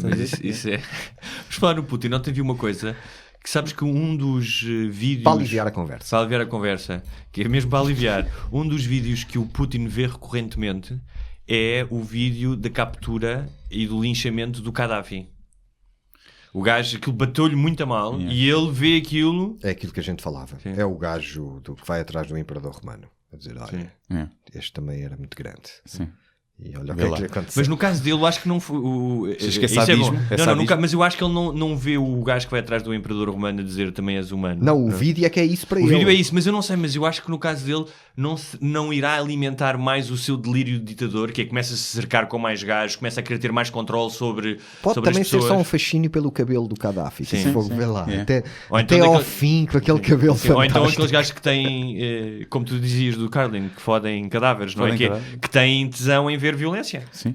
O Putin tem ar disso, ele tem. O Putin é um gajo fascinante, embora uma certa... Como todos os vilões são, não é? Sim, mas o gajo tem um sentido de humor muito especial. Vou-te só contar 2 episódios que eu assisti, né? e que se passaram nos últimos tempos. Há 2 anos, quando foi o Euro na França, houve no Inglaterra, Rússia, em Marselha, um grupo de 200 ou 300, acho que eram 200 russos organizados, estás a ver, que correram aquilo tudo à porrada. Isso está na internet, vês rápido. E aquilo deu um grande alarido porque se falou que os gajos eram, de uma certa maneira estavam patrocinados, não é? Que vinham mandados para aquilo. E aquilo foi 200 russos, correram com 10 mil ingleses, estás a ver? O pessoal estava lá espontâneo e de repente chegam 200 macacos, tudo, tu foges, não é? E então o Putin veio para a conferência de imprensa dizer assim, vocês realmente são demais. Então agora 200 russos batiam em 10 mil ingleses. Eu achei isto tão delicioso, estás a ver? Sarcasmo, realmente, está bem que somos fortes, mas... Pelo menos 400. Outra muito boa foi quando foi o escândalo do quarto de hotel do Trump em Moscovo. Parece que estavam lá umas prostitutas russas. Da pipi tape. Mijam em cima, etc. E o gajo, quando é perguntado sobre isso, o gajo disse, isso é absurdo. porque está bem que as nossas prostitutas são as mais bonitas do mundo. Mas pensar que um homem tão poderoso como Trump podia vir à Rússia pronto, conhecer as nossas raparigas, acho demais. Ou seja, é mesmo aquela dica de... é uma dica cruel, é um humor cruel que eu aprecio. Mas ele tem uma coisa, nós já falámos disso aqui, que uma das motivações que o levou a querer ser um tipo, a ter uma carreira política, foi, ele estava em Berlim Oriental, quando foi a queda do Muro de Berlim. Aliás, o edifício onde ele estava sitiado, ele conseguiu sair, mas sobre a ameaça de violência. E para ele, que tinha crescido com o ideal do Império Soviético, aquilo foi uma total humilhação. E é curioso porque a mesma coisa aconteceu depois com a Hillary Clinton, quando ela tentou meter-se nas eleições, e aquilo o motivou a querer destruir a Hillary. E é curioso porque tipos como o Goebbels, por exemplo, era um tipo que era coxo, que tinha graves problemas de socialização. O Hitler, não é? O Göring era um tipo que tinha ficado destroçado depois da Primeira Guerra Mundial porque era um grande piloto de aviões e tinha achado que a Alemanha tinha entregue o ouro ao bandido. O Himmler era uma fraca figura também que sonhava um dia poder ir à guerra, mas era um trinca-espinhas até. O Mussolini, os primeiros fascistas também estão todos gajos que vêm da guerra humilhados. E é essa questão de... Há aqui curiosamente, dizem que o Trump decidiu concorrer às eleições quando foi humilhado no jantar de correspondentes da Casa Branca, tanto pelo Obama como pelo Seth Meyers. A humilhação é terrível. Não é? A humilhação é terrível a todos os níveis. A humilhação pode ser uma grande fonte de motivação. Isto é bastante assustador, mas é verdade. Ou destruir-te completamente, não é? Sim, mas, motivação para o bem e para o mal. Mas essa motivação acaba por ser uma motivação destrutiva sempre, né? A motivação do Hitler, do Mussolini, do Trump é a motivação de quem foi humilhado, de quem lhe faltaram ao respeito, ou supostamente pensou que assim, muitas vezes a cena sexual, atenção. Sim. Eu acho que vem tudo daí. Então os incels agora, não é? Que é os gajos que não têm sexo e que... Sabes que eles agora, os incels, que são os tipos que não têm sexo, aquele tipo que matou uma série com um carro nos Estados Unidos há um mês... Lembras-te? Um atropelamento. Já são tantos, não é? Já nem te lembras. Pronto, é um tipo que fazem parte dos incels, que são os tipos que é involuntary celibates, não é? Ou seja, são tipos que não conseguem ter sexo com mulheres. Que é giro, e ficam amargurados. Mas celibatários não têm dinheiro? Não sei. Devem ser contra isso. Deve ser uma das primeiras perguntas. Não, mas ou seja, são profundamente misóginos porque acham que as mulheres é que são as culpadas de eles não terem sexo. Ai, Jesus. A frustração sexual é terrível, pá. Pois é terrível. Este gajo. Mas sabes que os gajos agora querem que... os gajos querem uma cena meio Handmaid's Tale, aquele, sabes a série, o livro, que é... Não é pedirem... Eles não querem, tipo, trabalhadoras sexuais. Imagina, os gajos até podiam reivindicar: olha, nós não temos capacidades, não temos competências sociais para conseguir seduzir uma mulher, queremos que o Estado nos patrocine idas às putas. Uns cuidados paliativos da pizza. Isso até podia ser entendido. Não, mas eles querem que o Estado disponha mulheres para eles. Tipo uma cena meio distopia. Isso parece o cinema português, no fundo. Deem-me tudo. Deem-me tudo o que eu quero fazer a todos. Ninguém quer ver, mas eu quero fazer. Mano, isso se calhar é uma boa maneira de passarmos para outro assunto que eu queria falar. Só uma coisa, que eu acho que a humilhação tem isso, mas acho que a humilhação também pode ser um combustível do bem. Tu vês todos os gajos, tipo os Zuckerbergs, os Bill Gates, eram gajos tipo choninhas que sofriam bullying, que toda a gente gozava com eles, mesmo sexualmente as mulheres não olhavam para eles. E foram gajos que usaram essa insatisfação e essa humilhação e falta de autoestima. No caso do Zuckerberg ainda está por julgar se é bem ou mal, não é? Pois, a gente não sabe. Pelo menos já trabalha mais gente. Sim, é verdade. Pelo menos isso. E acho que pode servir também empregava, né? E uma economia incrível, a construir aqueles aviões e aquelas espingardas todas que houve ali. Ninguém pensa. Tem uma classe média fortíssima, muito forte. Que eu acho que também está na base desses ditadores e dos ditadores ecos, não é? Do pessoal do politicamente correto que quer censurar os outros e não sei o quê. Eu acho que vem muito da humilhação, da cena nos Estados Unidos, principalmente em Inglaterra, dos trigger warnings, do banir livros, banir esculturas, banir palestras. É os humilhados, não é? É os gajos que não se safam na sociedade normal. É um dos estereótipos, ou seja, é algo que tem o seu historial, não é? Mas também há o outro lado, não é? Também há gajos que chegam sem ser por essa motivação ou sem ser por esse complexo de inferioridade, né? Sim, também é verdade. Lembrar de um Obama. O Obama não me parece ser um gajo que tenha problemas sexuais, acho eu. Mas o Obama não pelo tinha menos esse tipo de... Ninguém caminha com aquele estilo todo e tem problemas sexuais. Aquele swag. Há ali ritmo, né? Nota-se. Mas outros. Mas ele aí não tinha esse discurso de Bill Clinton, por exemplo. Censura dos não outros. Era tão ditador. Eu acho que na cena dos ditadores, sim, né? Pois, é o que eu estou a dizer. E nestes ditadores, sim. Nestes ditadores do pensamento dos outros, mesmo que não sejam pessoas que mandam, não é? Eu acho que isso movimentos... só prova, se calhar o Freud é que tinha razão. E no fundo dele, se calhar é que tem razão. Não foram amamentados, se calhar. Isto só se resolve com o All You Need Is Love, né? Que é a cena, se resolvesse a frustração sexual, eu acho que o mundo era muito melhor. Eu acho que sim. Só que é tanta gente, pelos vistos, né? A democracia, no fundo, é um pau de dois bicos nesta coisa, né? Claro. Porque pelos vistos há muita malta, raiva, do ódio, a picha mole, pronto, não consegue, né? Não consegue dar prazer, ter prazer, tem que fazer mal. Como é que a gente vai ver quem eu acho que vês isso na noite, que é o pessoal que não consegue engatar gajas, é o pessoal que anda à porrada, é arranjar merda. Normalmente. Porque quem tem gajas está na boa, ou quem tem amigos. Podes ter porrada para te defender de um otário desses, né? Sim, não, eu estou a dizer quem anda à procura de andar à porrada. São sempre os gajos que meteram-se com 10 gajas, nenhuma lhes deu o cartão e eles foram dar a porrada. Porque se alguma das gajas lhe desse cartão, eles estavam em casa delas mais entretidos. Aliás, os anos 60 é que era. Era no fundo aí aquela utopia, não é? Sim, Flower Power, não é? Se calhar acaba por ser mesmo o Gustavo Santos é que tem razão, é o amor, temos que nos amar uns aos outros. As milhares de vezes que saí à noite, eu nunca em nenhuma situação eu pensei, hoje vou sair à noite para um bar onde vão dar à porrada. Eu sempre, onde é que é o bar onde há miúdas giras? Nunca saí à noite, ou vou beber um copo para poder dar um pontapé na boca de alguém. Mas eu conheço pessoal que sai à noite para isso. E que se prepara a semana toda. Prepara profissionais. Tudo. E diz, hoje não posso sair, que amanhã tenho que andar à porrada e tenho que estar bem. Fica a ver vídeos do UFC em casa. Ir ao ginásio. Sim, ali a bombar e tal. Mas olha, há bocado falaste fizeste uma piada com o cinema português. Eu ia aproveitar para falar deste meio onde tu te moves, que é multidisciplinar, mas que basicamente é da comunicação e da cultura. Fizeste muitas coisas de guerrilha, não é? De bora lá, e algumas tiveram um sucesso ao ponto de chegaste a ter um talk show na televisão em horário nobre, certo? Talk show não, um programa de variedades. Sim, um programa de variedades. Mas desta tua experiência já de largos anos a trabalhar neste meio, sentes que a luta ainda é a mesma, ou seja, que é um espaço demasiado pequeno, uma economia demasiado pequena, tudo é demasiado pobre para tu conseguires, e em alguns casos até sustentar, não é? Ter uma vida disto. Como é que é como é que tu lidas com essa necessidade de resiliência? Lido-a quase como a maneira de sobreviver, não é? Eu para o bem e para o mal, sempre fui um artista independente, não é? Sempre produzia eu as minhas coisas, etc. E também é a única maneira que eu consigo fazer as coisas.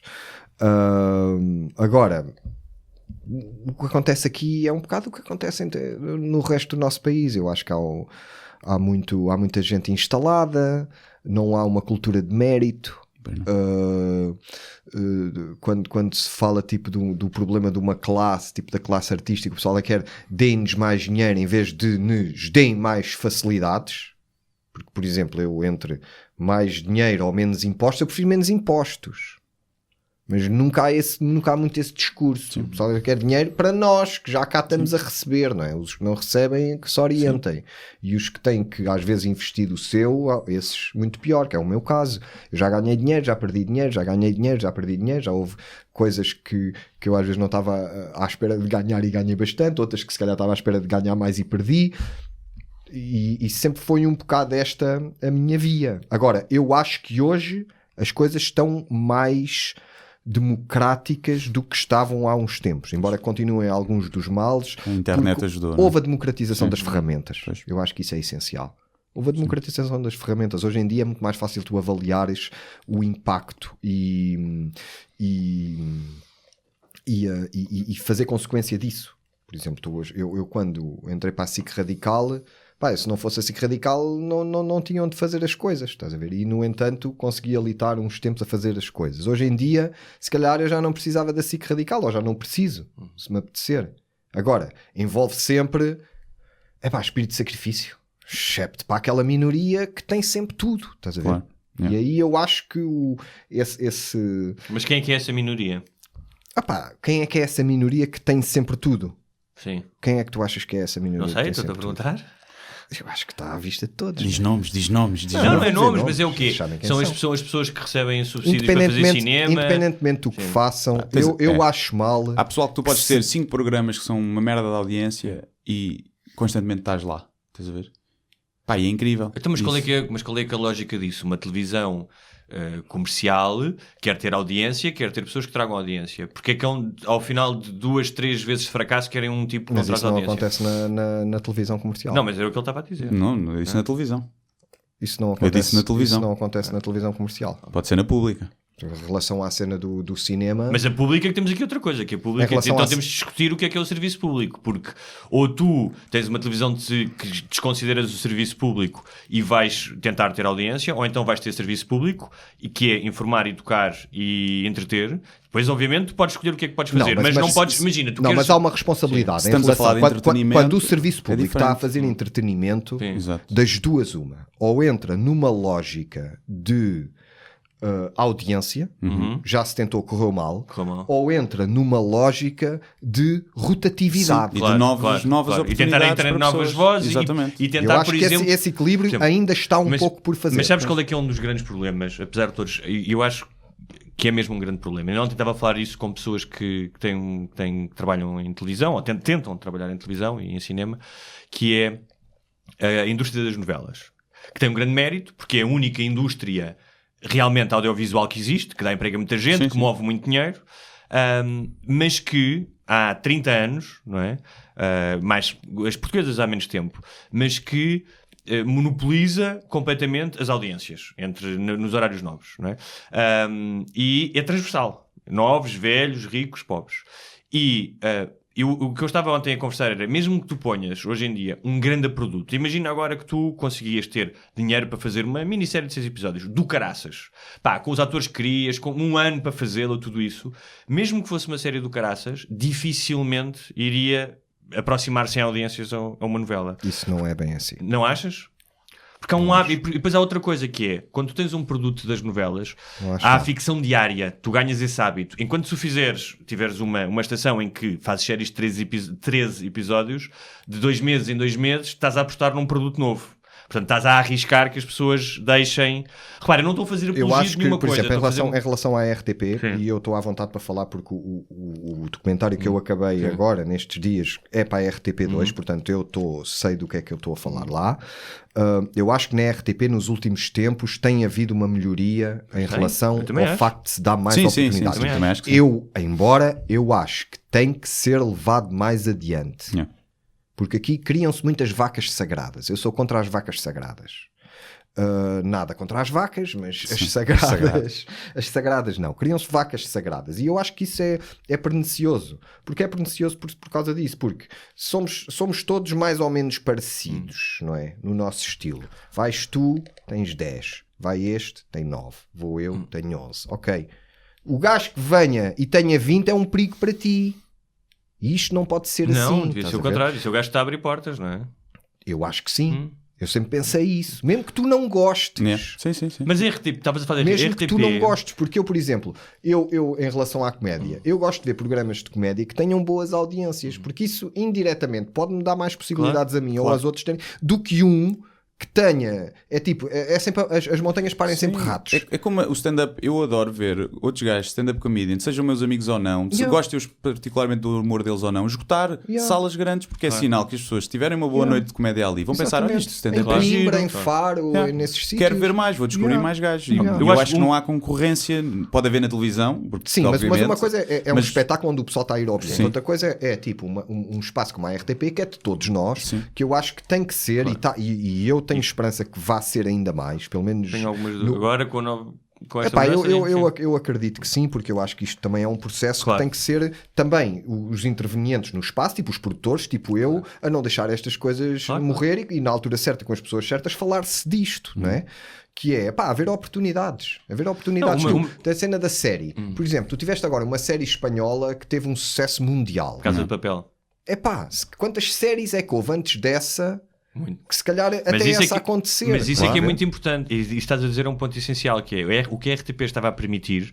Não quer dizer que não tenha tido projetos menos conseguidos. Um era dar oportunidade a várias produtoras e de produtoras muito diferentes, algumas delas que isso foi feito fazer séries, porque é assim, tu sabes isso, tu produzes que é, tu só consegues atingir um produto, como tu dizes, com Casa de Papel, depois de fazer 3, 4, 5 séries. Ninguém... Sim, 40 ou seja, claro. Um artista, se calhar 3 ou 4, né? Mas não há indústria, ou seja... Mas é a mesma história dos subsídios, mas é a mesma história e dos subsídios do cinema, eu acho que ainda é mais grave. Porque, o Guilherme tem 55 anos, é realizador desde os 25, já fez 7 filmes, todos subsidiados, todos deram prejuízo. Ouve lá, tu se estás há 10 anos ou há 20 anos numa atividade e tu não consegues que ela tenha um equilíbrio financeiro, se calhar não podes fazer isso, não é? Eu isso também acho. E não há esse compromisso, que é o dar, toma. Claro. E o pessoal dá-me.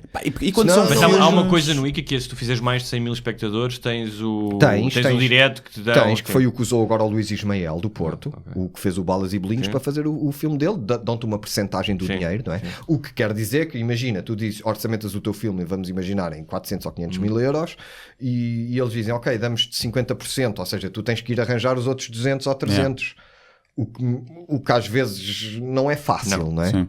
Que às vezes não é fácil. E eu acho que era fixe abrir mais linhas de crédito, a zero de juros, mais os impostos para os trabalhadores da cultura serem mais baixos, menos segurança social, por exemplo, sei lá. Mas depois há uma... Ou seja...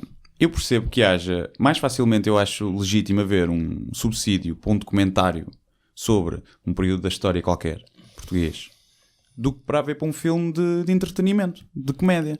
Porque depois o que é cultura, não é? Tu queres fazer um filme só parvo, ou um filme só um drama, um homicídio, tipo, um filme de entretenimento puro. Mas até que ponto é que isso merece ser subsidiado quando é entretenimento? Mas aí estás a fazer uma avaliação de valor, que para ti um documentário é artisticamente mais relevante, ou é mais relevante para a sociedade do que uma ficção? Artisticamente não, para mas ti, culturalmente sim. É o teu critério. Sim, mas há quem acha que a ficção é essencial para as pessoas. Não, mas é assim, mas eu também acho que sim, mas... Eu acho que há uma parte da cultura que se toca à educação, não é? Pois, exato. Estamos a falar dos documentários históricos, etc. Exato.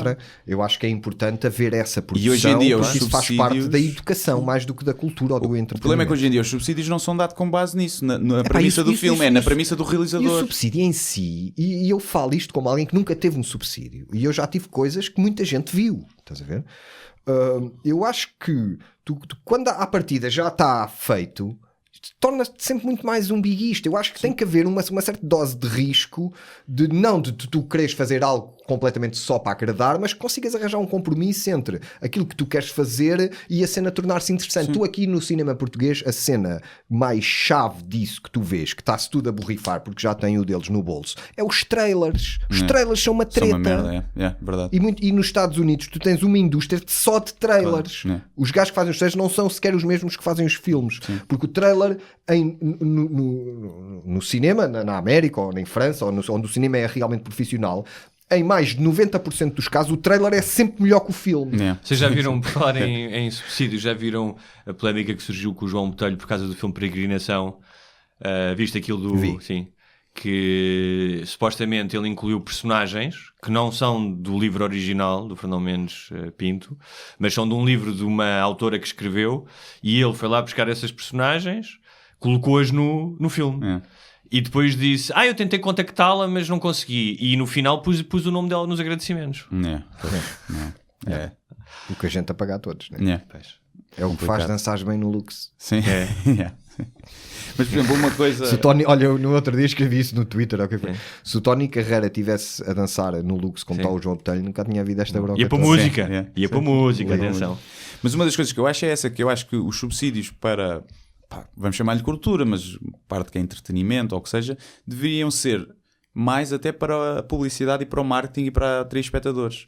Porque aí tu podes dizer, olha, eu tenho este dinheiro e eu fiz um filme, mas não tenho forma de mostrar às pessoas que eu tenho este filme. E se tu tiveres esse subsídio for em parte canalizado para o marketing, aí tens a prova de que as pessoas sabiam que o filme existia, mas não quiseram ver.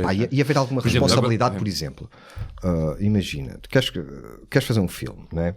Fazer um filme é difícil, é caro, não é? Tem muita gente a trabalhar, etc. Ok. Tem que haver algum termo de responsabilidade para que defina se tu queres mesmo fazer o filme. Não. Será que tu estás disposto a correr riscos para fazer o filme? Porque o que se vê muitas vezes noutros sítios é realizadores com o primeiro filme, mano, empenham a casa. Que acreditam conheço vários portugueses gajos que fizeram isso para fazer programas, filmes e não sei o quê. Exatamente. Ou músicos, etc. Porque quando tu és Ou seja, meter do teu. O filme que eu fiz em Marrocos, que foi o filme que eu gastei mais dinheiro, também foi o filme que eu vendi mais caro à SIC. Mas foi um filme onde eu gastei bastante dinheiro. Era do meu. Isso faz estar... Claro. Ter outra até... faz querer fazer um trailer bom, pelo menos. Completamente. Olha, vendi-o bem, e assim comprou-me e passou um documentário. Olha, se tivesse tido um subsídio, se calhar tinha-o vendido por metade. Nem ia vender. Nem vendias, davas. Mete na net. 3 dias ali no cinema Nimas e já está. Bora, vamos para o Lux. Nada contra o Lux. O que é que andas a fazer agora? Agora acabei um documentário dos Pop Del Arte, dos 30 anos dos Pop Del Arte, uma encomenda da Antena 3, da RTP2, e pronto, tem sido isso que me tem ocupado mais os últimos meses. Também tens andado a fazer produção de espetáculos de stand-up, não é? Também tenho andado aí no stand-up, mas um bocadinho mais como, não diria hobby, mas segunda ocupação, não é? Algo para ir, tipo, estar com a juventude. Estar com a juventude. Matar juventude. Mas sobretudo o que eu quero continuar é mesmo a realizar.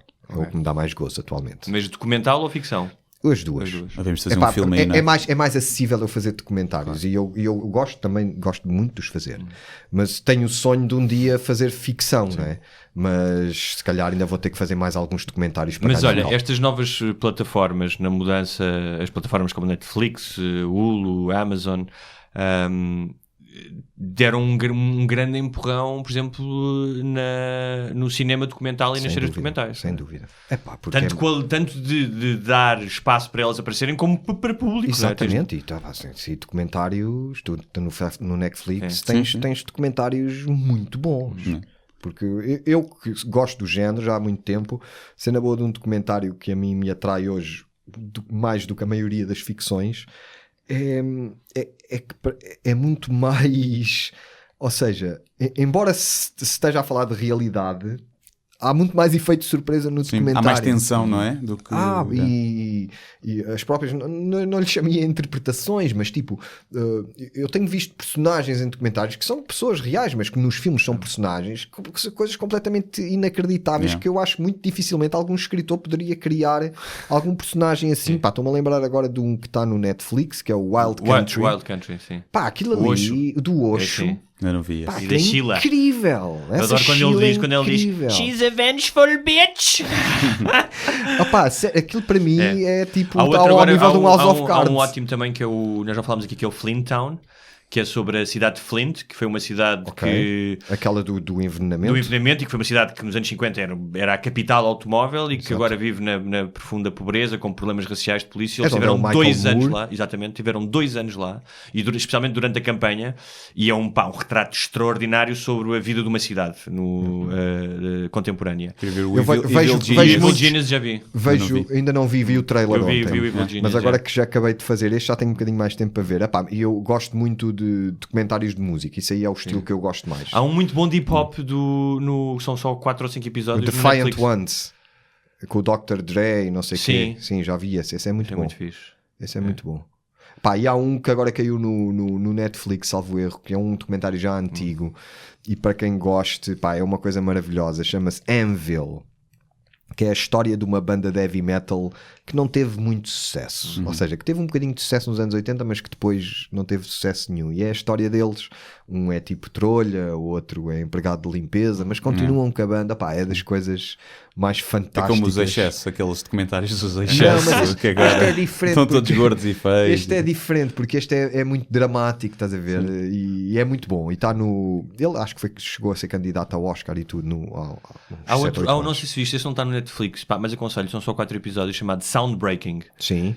Que é sobre como é que a indústria da gravação mudou completamente a música e isso é muito bom. É muito bom esse é muito... E de comédia vi uma coisa muito fixe, que foi uns documentários, são aí 3 ou 4, feitos pela CNN, que é The Story of Comedy.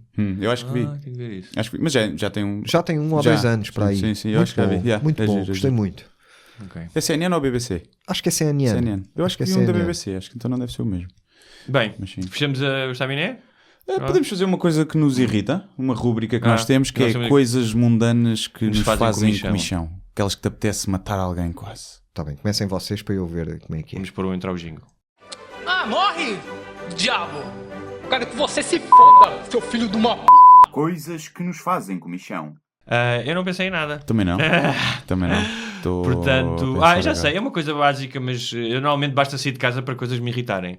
Que é, tu que tens mais ou menos a minha idade deves-te lembrar, este rapaz é mais jovem, mas lembras-te nos anos 80 que havia imensos carros e autocarros, que não havia o mínimo controle de fumo a sair dos escapos. Não sei se lembras disso, não é? Tipo, era mato, não é? Aberto. Era bar aberto, mas sempre a cheirar ali com... E eu pensava que isso já tinha acabado. Mas farto-me de ver carros em Lisboa, imensos táxis, ainda por cima eu ando de moto e eu vou sempre a levar, mas fumo preto. Tipo, Eu estou em 1982 outra vez, quando não havia inspeções. Isso é uma coisa que me irrita bastante, por acaso. Mas isso na volta é alguma cena turística do Medina, tipo para dar aquela... as tradições, ainda temos tradições. Os prédios ficam assim com uma certa sujidade, tipo Havana e tal. Ainda temos tradições. Eu tenho uma, olha que me aconteceu ontem, eu ia entrar num elevador do centro comercial e vinha uma pessoa e eu parei a porta que ia a fechar e a pessoa entra e não agradece, não diz nada. E eu esse é um clássico, não é? E eu olhei para a volta, pensei, será que isto tem câmaras? Será que dá para assassinar a pessoa aqui? Fico mesmo... Não percebo o mecanismo cerebral, cognitivo eu nas isso pessoas. Acontece, que faz favor. Eu digo nada, às vezes digo nada. Não, eu digo faz favor.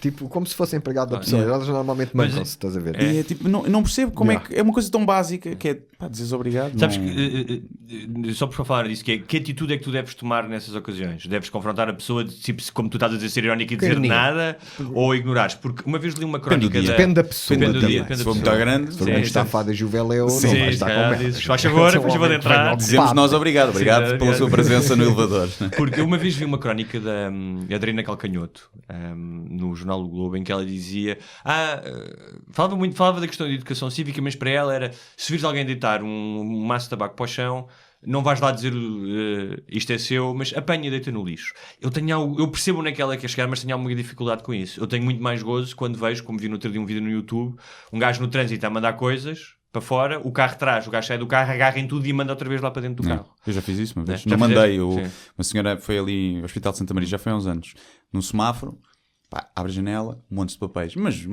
uns amarfanhados, outros tipo folhetos. Eu saí do carro, agarrei naquilo e disse, olha, desculpa, a senhora que deixou cair isso às vezes isto. É bastante eficaz. E eu vou e falar... a senhora olhou e disse, obrigado. Eu vou falar algo que se passou comigo. Olha, quando eu estava na Alemanha, quando fomos lá à Eurovisão, há um dia onde eu estou a fumar e mando a beata para o chão. E vem uma senhora avisar-me. E aquilo fez-me bem. Pois é. Claro. Aquilo fez-me bem, porque às vezes tu não notas. Claro. E quando é assim, a única coisa que tens de fazer é pedir desculpa e dizer que tem razão. Sim, que é outra coisa que muitas vezes as pessoas têm. Quando as pessoas são chamadas a atenção, a maioria das pessoas, mesmo que tu faças de uma forma simpática, por exemplo, no outro dia, ali ao pé da minha casa, tem mania de estacionar em cima da passadeira. E quando eu vi a senhora que vinha a chegar, ela disse, que eu fui comprar um gelado à minha filha. Eu disse, olha, eu entendo isso perfeitamente, mas já pensou se houver alguém que esteja com uma filha num carrinho bebê e queira passar para o outro lado? E essa, por acaso, pediu desculpa. Mas normalmente, mesmo se tu vais de uma forma delicada, a maioria das pessoas não é capaz de dizer, olha, tem razão, é um lapso. Como todos nós, tu disseste, tu tiraste isso para o chão, a beata para o chão. Claro. Sim, mas o que eu penso às vezes é, eu também vejo isso, mas lá está, por exemplo, a beata é uma coisa que eu, se houver um cinzeiro perto, ponho um cinzeiro, mas é uma coisa que eu mando para o chão muitas vezes. Já falámos disso. Curioso, tu não atirarias um papel para o chão? Não, nunca atiraria. Não atirarias um papel para o chão na Alemanha? Tu não terias a comer um bolo, por exemplo, e atirarias um papel para o chão. No entanto, mas isso é uma questão psicológica. A beata parece que não é lixo para ti, não é? Mas se um dia, agora, se calhar nunca mais fizeste isso, não é? Não, por acaso, aquele dia, e é algo que eu não me esqueci. Porque um gajo quantas vezes... Também é uma questão cultural que é, por exemplo, imagina, há uns anos, não é? Ias para a noite, ias para a bica, não sei o quê, estás a fumar na rua, tiras a beata para o chão. Mas é uma estupidez, porque se estivesses a comer uma tosta mista, não atirarias o guardanapo para o chão. Mas isso, ainda hoje em dia, na noite, É raro, né? Eu acabo sempre por mandar. Mas não custa nada. Não custa nada. Não custa. Pegas no chão e vais até ao próximo cartão. Mas a minha ponta era, até que ponto alguém tem moralidade para ir ensinar a outra pessoa isso, quando do ponto de vista cósmico, mas quando do ponto de vista cósmico nós estamos todos a cagar este planeta igual. Sim. Só o facto de estarmos cá e temos telemóveis. Mas isso então é um nihilismo. Então caga nisso. Bora lá. A questão é essa. Não, e eu acho que é por isso que as pessoas ficam também irritadas, que é quem é este para me dar lições de moral quando ele de certeza que também... E tu? Não é? E de certeza que sacos de plástico no lixo. Compra sacos de plástico a mais. E tu? Com essa cara. E tu? E tu não sujas nada. Isto é muito limpinho. Deves cagar. Dou-te um exemplo. Por exemplo, no Boom... desde quase do primeiro boom 98, que eu fui, que foi em 98 ou 99, foi para aí, que eles davam sempre uns cinzeirinhos, mas tipo na altura aquilo foi mudando de forma ao longo dos tempos, mas na altura era tipo assim, tipo umas, era um bongo, como é que se chama aquelas coisas dos laboratórios, umas pipetas, né? Uns tubos de ensaio assim de plástico, lá está. Mas pronto, mas pelo menos o pessoal mandava para ali a é a coisa que é do não sei se já falei disso ou se já escrevi uma vez, que é as pessoas têm que apanhar o cocó do chão, do cão, que é horrível. Mas tu estás a usar um saco de plástico para apanhar o cocó do chão e estás a poluir muito mais o ambiente só para tu não teres o chão sujo. E eu apanho sempre, obviamente. Mas foram sacos de plástico que já tinhas lá em casa. Mas tens sempre eu acho que agora acho que há uns que são biodegradáveis. O ideal seria os gajos pagarem, por exemplo, 150€ por quilo de plástico que tu lá levasses. Pronto, assim resolvia-se o problema. Não havia, tu mandavas assim um saco ao ar e antes de ele cair no chão já estavam 7 gajos. Olha os caroços todos caroços estudados. No Brasil acontecia isso, era engraçado. Com as latas. Exatamente. Tu às vezes o gajo estava a beber uma lata na praia, tu mandavas assim para o chão, aquilo 30 segundos depois já lá não estava. Os gajos chamam de escatadores. Uma coisa que te irrita, já. Uma coisa que me irrita. Uma coisa mundana. Uma coisa mundana é pessoal que vai boeda devagar na faixa da esquerda. Nessa esquerda, sim. Está bem, eu compreendo pessoal que queira ir devagar. Às vezes, se é uma faixa única, ok, tens que respeitar, né? Mas pessoal que tem tipo 2 ou 3 faixas e vai tipo a 50 na faixa da esquerda, é um ganda fuck you para toda a gente, estás a ver? E na do meio também. Isso irrita-me bastante. Eu no outro dia pensei que eu gostava de ter uma mãozinha que fosse tipo um misto de pau de selfie, mas com uma mão. Para fazer manguite. Era, mas para bater assim à janela. Eu metia-me assim lado a lado no carro, carregava, aquilo era extensível, né? Aquilo ia bater na janela e falava assim, com ele, já tem. Tinha que ser uma mão que fizesse algumas manguite, tinha assim. Mas olha, tenham cuidado, porque o meu irmão no outro dia foi multado que se fores na autoestrada e não houver carros e não fores na faixa da direita, acho muito bem. Acho muito bem. Se não fores na faixa da direita, ele disse: olha, ia na faixa do meio, há 130 até, e não ia ninguém. E os gajos disseram: olha, não ia ninguém. O senhor foi mais de 1 minuto na faixa do meio, toma lá. Não, mas há pessoal que é mesmo uma atitude, e normalmente tem crucifixos no retrovisor. Já não, achas que ainda há aqueles Deus no comando. Estou-me a cagar para ainda vocês. Ainda há aqueles todos. carros que tinham o cãozinho que abanava a cabeça cá atrás. Ainda vêem isso ou não? Lembras? Já não existe. Nunca vi muito disso. Vejo os dados ainda. Eu de vez em quando não me lembro de ver, havia uns com os naprãozinhos até. Olha, o CD. Eu no outro dia vi uma Sash, uma moto, mas não era hipster, porque agora há Sash e as famílias hipsters. Era mesmo um daqueles gajos com aquele capacete que tem aqui as laterais nas orelhas. Eu tenho um capacete desses. Já tenho um capacete chamavam-lhe os Bala. E foi uma viagem nostálgica no tempo, parecia que estava em 1982. Eu por acaso vi uma dessas famels hipsters, ou Sacha, como é que é? Mas com o mesmo barulho de merda, irritante, estás a ver? Eu pensei que mesmo hipster era aquelas motos, mas elétrica. Mas não, é hipster, mas não tanto. Tem que ter mas barulho. Era hipster. Tem que ter barulho. Aí seria não, devia a óleo vegetal.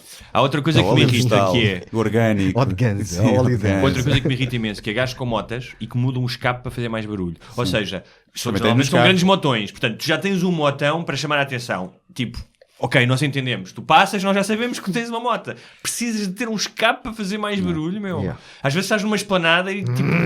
Deixas conseguir falar durante 5 segundos por causa desses gajos. Eu conheci um gajo que furou... As pilas pequenas destroem o mundo. Um gajo que furou a panela de escape do carro para ele fazer barulho de motor, assim, e o gajo furou com um brutinho aquela merda. Furava-se nos anos 80, isso houve uma altura que era moda fazer isso. Então, olha, nas motas, nas motorizadas, nos carros. Anos 80, escapes, podias fugir aos impostos, ninguém te obrigava a pagar a segurança social. Agora também podes fugir aos impostos. Não é nós. Não é nós. Mesmo nos 90 deu para fugir muito. Sim. Olha que nos 90 deu para só fugir muito. Só que há aqueles que fogem para conseguirem sobreviver. Não estou a dizer que está bem. E há aqueles que fogem para enriquecer vergonhosamente, não é? Epá, eu como sou uma pessoa que prezo muito o trabalho, eu sou sempre do alívio do imposto ao trabalho. Sim, eu também. Mas não é o que tem acontecido. Eu nisso sou mais a favor que se taxem as heranças. Também acho. Sim, também acho que sim. É um problema. Mas isso é um grande problema. Depois... Mas por um lado já foram taxados. Não, por falta. Não, mas nunca se fala disso, já viste? Nunca se fala disso. Um gajo cortam-nos em tudo. Mas assim, então se vamos taxar as heranças. Ui, ninguém fala. Eu acho que sim, mas das heranças muito grandes. Se tu herdas 50 mil euros dos teus pais, já pagaram imposto sobre aquilo, acho que não devia ser taxado. Sim, mas isso obviamente deveria ser gradual, obviamente. Claro, mas por isso que não se fala. Claro, imagina que quem é que ia perder mais. Imagina que tu és um gajo que ganhas 800 euros e a tua mulher 900, como há muitos, não é? Epá, infelizmente o teu pai deixou-te uma casinha ou deixou-te qualquer coisa. Mas não é esse o problema. Claro que não. O problema é quando o teu pai te deixou 150 milhões. Claro. E tu não vais pagar nada. E já nem vais trabalhar tanto. Não, provavelmente já tens aquele dinheiro todo. E provavelmente já és um grande idiota. Deixaste rico. E já tinha o avô deixado também ao teu pai, o bisavô deixado ao teu avô. Mas é uma chatice porque estás na Índia, lá nas festas, e tens que vir para as partilhas. Esse tipo de heranças. Isso periodicamente faz. Depois de vez em quando há assim houve umas coisas, por exemplo, no outro dia foi o Sting. O Sting estava a dizer que não ia deixar nada aos filhos. Mas depois a gente pergunta, será Sting? Tens o gajo o teu filho atrasado, teu filho, o que é que ele vai fazer? Deixa pelo menos qualquer coisita. Olha, o velho Champalimau é que deixou tudo ali na sua fundação, quase tudo. Podia, acho que deixou pode alienar, porque só podes alienar mas eu nisso tenho que dar valor. Claro, acho que isso por exemplo, acho que é o Hilton, os gajos dos hotéis da Paris Hilton e não sei o quê. Eu acho que o gajo desde o bisavô ou do avô, desde a fundação do hotel, que os gajos fazem é deixam 10% à família e os outros 90% vai para uma instituição qualquer. A questão é que os 10% deles mas aqui não pode ter uma instituição qualquer gerida por eles, onde lavam o dinheiro todo para ir para eles. Mas nos Estados Unidos podes fazer isso, porque nos Estados Unidos tu não és obrigado a deixar nada aos teus filhos. E não devia ser obrigatório, mas em Portugal só podes alienar 1/3 do teu património. Por acaso não devia ser, não é? Porque há filhos otários que tratam mal os pais. Claro, é verdade. É? Mas também há pais otários que querem castigar os filhos. Mas o dinheiro é deles. É verdade. Então pronto, olha. Deem ao Sporting, coitadinhos. É que está a precisar. Alguém que mantenha lá o Bruno Fernandes e o Patrício. Queres falar um bocadinho sobre isso? Não, estou muito triste, ainda é too soon. O humor tem limites, não é? Muito cedo, Mas achas que ainda há pessoas... tenho a certeza. Nós começámos a falar nisso, que era os tais seguidores do Trump, que é as pessoas que suspendem todo o espírito crítico. Ou seja, que é o que acontece quase como nos cultos, que é bora lá todos bora todos incendiar-nos e morrer, não sei o quê. E nesta questão do espírito do Bruno de Carvalho, eu acho que há esse lado de tu até podes gostar do gajo, podes reconhecer que o gajo fez maravilhas, mas aqui está aqui uma coisa que o homem não está bem na cabeça. No caso do Trump é um bocado diferente do Bruno de Carvalho, porque, por exemplo, no caso do Trump, e é uma cena que acontece muito com os ditadores ao longo do tempo, é que os ditadores sempre têm estratégias de promoção bastante à frente do seu tempo, e o Trump mais uma vez provou isso mesmo. Já nos alemães a propaganda, aquilo era tudo muito avançado, o uso das filmagens, do cinema, até a grande agora passou a 280 caracteres, não é? Não, e agora esse gajo esteve aqui no Web Summit,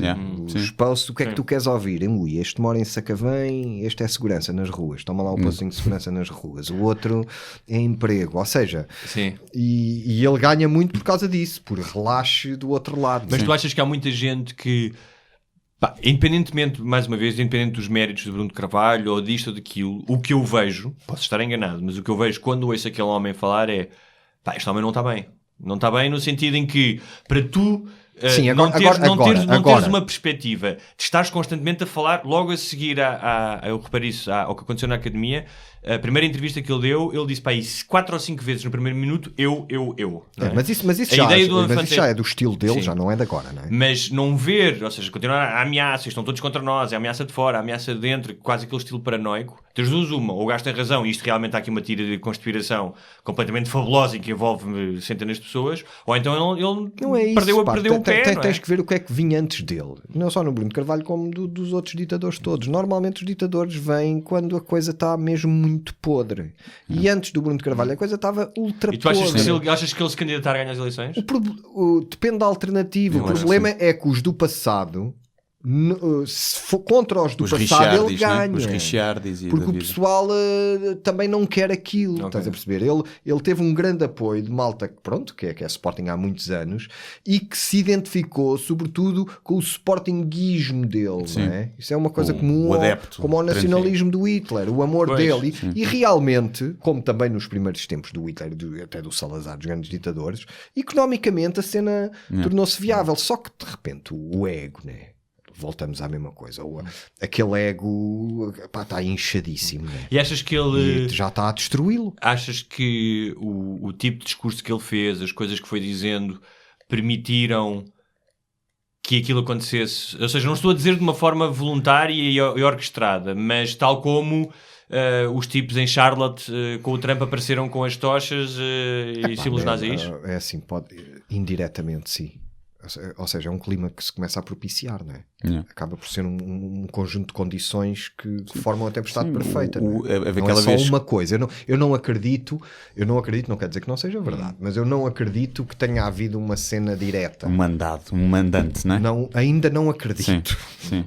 Mas há um conjunto de circunstâncias, estás a dizer? Sobretudo diabolização dos jogadores. Exato. Quando ele faz aquele post a criticar os jogadores depois do jogo com o Madrid, isso legitimiza os adeptos a irem lá cascar. É terrível. Olha, o que eu tenho pena é que agora o Desportivo das Aves não vai poder jogar na Liga Europa. Pois é. Isso é que é pena. Olha, se fosse bem, eu espero bem que lhes deem uma boa indenização à pala disso. Não, mas acho que foram eles que se esqueceram. Não, foi a Federação. Foi? Foi. Eu tinha lido é que eles não se inscreveram. Não, a Federação é que disse que estava tudo tratado. Que horror! Então, eu acho que vai haver ali uma indenização forte. É como se ganhassem. É assim, quanto é que ganha o gajo da Liga Europa? Sim. 15? Toma. É o que nós queremos. Quem é que diz que eles não ganham? Por cima com um clube da... Sim. Não, mas mesmo só a entrada e os jogos e assistência e transmissões televisivas para o Aves deve valer mais que o orçamento de todos eles. Claro. Para o Sporting ir à Europa não é nada especial, né? Mas para eles... Se calhar é melhor não irmos. Se calhar era. Para o ano era melhor jogarmos a segunda. Mas olha, a segunda divisão para dizer que ganhássemos o título. A segunda também não. Eu acho que Benfica, Sporting e Porto não. Já vai à porrada, já vem os Super Dragões. Acho que os três, que são obviamente igualmente corruptos, se calhar uns foram mais num momento, outros noutros, que eram os três descerem para a segunda divisão, como só sobem 2, a segunda divisão ia ser do caraças, percebes? Pelo menos ali a luta, e se calhar, ou então, eu que adoro futebol, e tu sabes isso e gosto, mas então fazer uma cena que era, durante o ano não há futebol, para ver o que é que acontecia. Se a malta se calhar em vez de ir andar à porrada, ia fazer cursos de carpintaria, olaria, passava mais tempo com os filhos, só para ver, depois voltava outra vez ao futebol, mas um ano sem futebol. Devia aumentar o futsal. Se a comédia é uma válvula de escape ao futebol, então. Sim. Mas às vezes muitas vezes não da melhor maneira. Se calhar as pessoas iam começar a ser mais felizes. O que é? Isso era um perigo. Sem futebol. Era um perigo para a sociedade. Não, e não estavam tão distraídas. O imposto é claro. Não te esqueças que depois a cor divide, né? Se eu ver, tu és vermelho. Claro. Aqui no nosso ficam mais amigos. Esquece dos outros, né? Fica a sugestão, um ano sem futebol. Vamos já linchar, não é? Se me apanho. Eu votava nisso. A minha vida era exatamente igual sem futebol. Sim, talvez o meu sábado e os meus domingos. Havia um ou dois convívios com os amigos e tal que perdiam, mas a gente ia ver badminton, não? Ping-pong. Começava a ver porrada nos jogos de ping-pong. Ou jogar. Ou até jogar. Vais fazer alguma cena, exatamente. Ou até jogar, né? Muito bem, olha, Gel, pá, gostamos muito de ter aqui. Muito obrigado. Meus amigos barbudos. Tens coisas para promover? Tens alguma coisa que queres promover? Olha, ainda estou à espera de saber quando é que vai ser a data da estreia do documentário que eu vos falei, dos Pop Del Arte. Em princípio deve ser a seguir ao verão, acho eu. Mas entretanto vamos ter ali o palco comédia no Alive a bombar. É aqui o vosso amigo o curador. É verdade, é verdade. E vai estar a bombar com grandes artistas como Guilherme Duarte, Kalashnikov, Cebola Mol, Rui Sinel de Cordes, Diogo Batáguas, Pedro Teixeira da Mota. Há muita variedade. É isso. Eu vou lá estar dia 12, portanto já tu vais lá estar os 3 dias, não é? Eu vou lá estar os 3 dias, mas a tu com os Kalashnikov dia 13, que é o dia mais pesado, não é? Dos Queens of Stone Age. E depois no dia 14 lá estará tudo com os iscarzinhos a receber os Pearl Jam. E as pessoas seguirem. Já não é, agora não é telemóveis, não é? As pessoas já não metem telemóveis. Sou eu que sou um saudosista. Já ninguém fuma agora. Não, agora é tudo com o telemóvel e com o Vapor, não é? Sim, o nosso com a Shella. E onde é que as pessoas te podem seguir? Onde é que tens mais ativo? Gel com J. Gel com J no Facebook, no Instagram. E Twitter. No Twitter, metem Gel com J e apareceu. E mesmo escrever, Gel com J. Gel com J no Instagram é mesmo Gel com J. Nos outros é Gel com J. Com J. Okay. Muito bem. Tu tens alguma coisa para promover? Não. Pronto. É isso. Nas férias, diz que vais a isso a qualquer lado, não queres? Não. Se alguém se quiserem depositar dinheiro na minha conta, mandem-me um e-mail que eu mando o NIB. É a única coisa que ajudava-me a pagar a prestação mensal da Segurança Social. Subsídiozinho, então. Um subsídiozinho. E no cima, eu faço coisas. Se me derem um subsídio, eu faço. E faço bons trailers. Eu prometo que faço bons trailers. Começas a ir sexta-feira à noite para o Lux. Chegas 4h30, 5. Meio da pista. Já empreitado, não é? Tens de estar quando empreitado. vis aquele cabelo branco a girar, é ali que tu ficas. Ficas ali naquela órbita. E ali, pronto, vais fazer isso semanas, vais ver. Não é bem dançar, é mais. Olha, não precisas ir ao ginásio, que aquilo é. Daqui um aninho estás no festival de Locarno. Aquilo é exigente fisicamente, aquilo é uma aula de spinning aeróbica. Não é para todos. Sim. Não é para todos. Mas eu uma vez nunca me esqueci disto, que era estar no boom, de manhãzinha, que era quando eu gostava, era de aproveitar a manhãzinha, não é? À noite ia para a tenda, e de chegar lá à parte da praia, da barragem, e ver essa grande figura... já a bombar, a dançar, fiquei cheio de inveja, tipo, quem me dera com esta idade ter esta energia, mas estava ali no boom. Eu não sei se aos 60 e muitos 70 anos tinha coragem de ir para o boom, não é? Porque se nunca trabalhaste, às então vezes, deve ser isso. Estás a ver? Às vezes o que dá desgaste é mesmo o trabalho. O gajo tem que vergar a mola. Aqueles que lá vivem naquele mundo onde tem projetos, às vezes bem pagos, é muito mais fácil. Muito bem, com esta eu tenho coisas para promover já agora também. Vou estar esta quinta-feira no Chafarix, se calhar no Lux e seguir.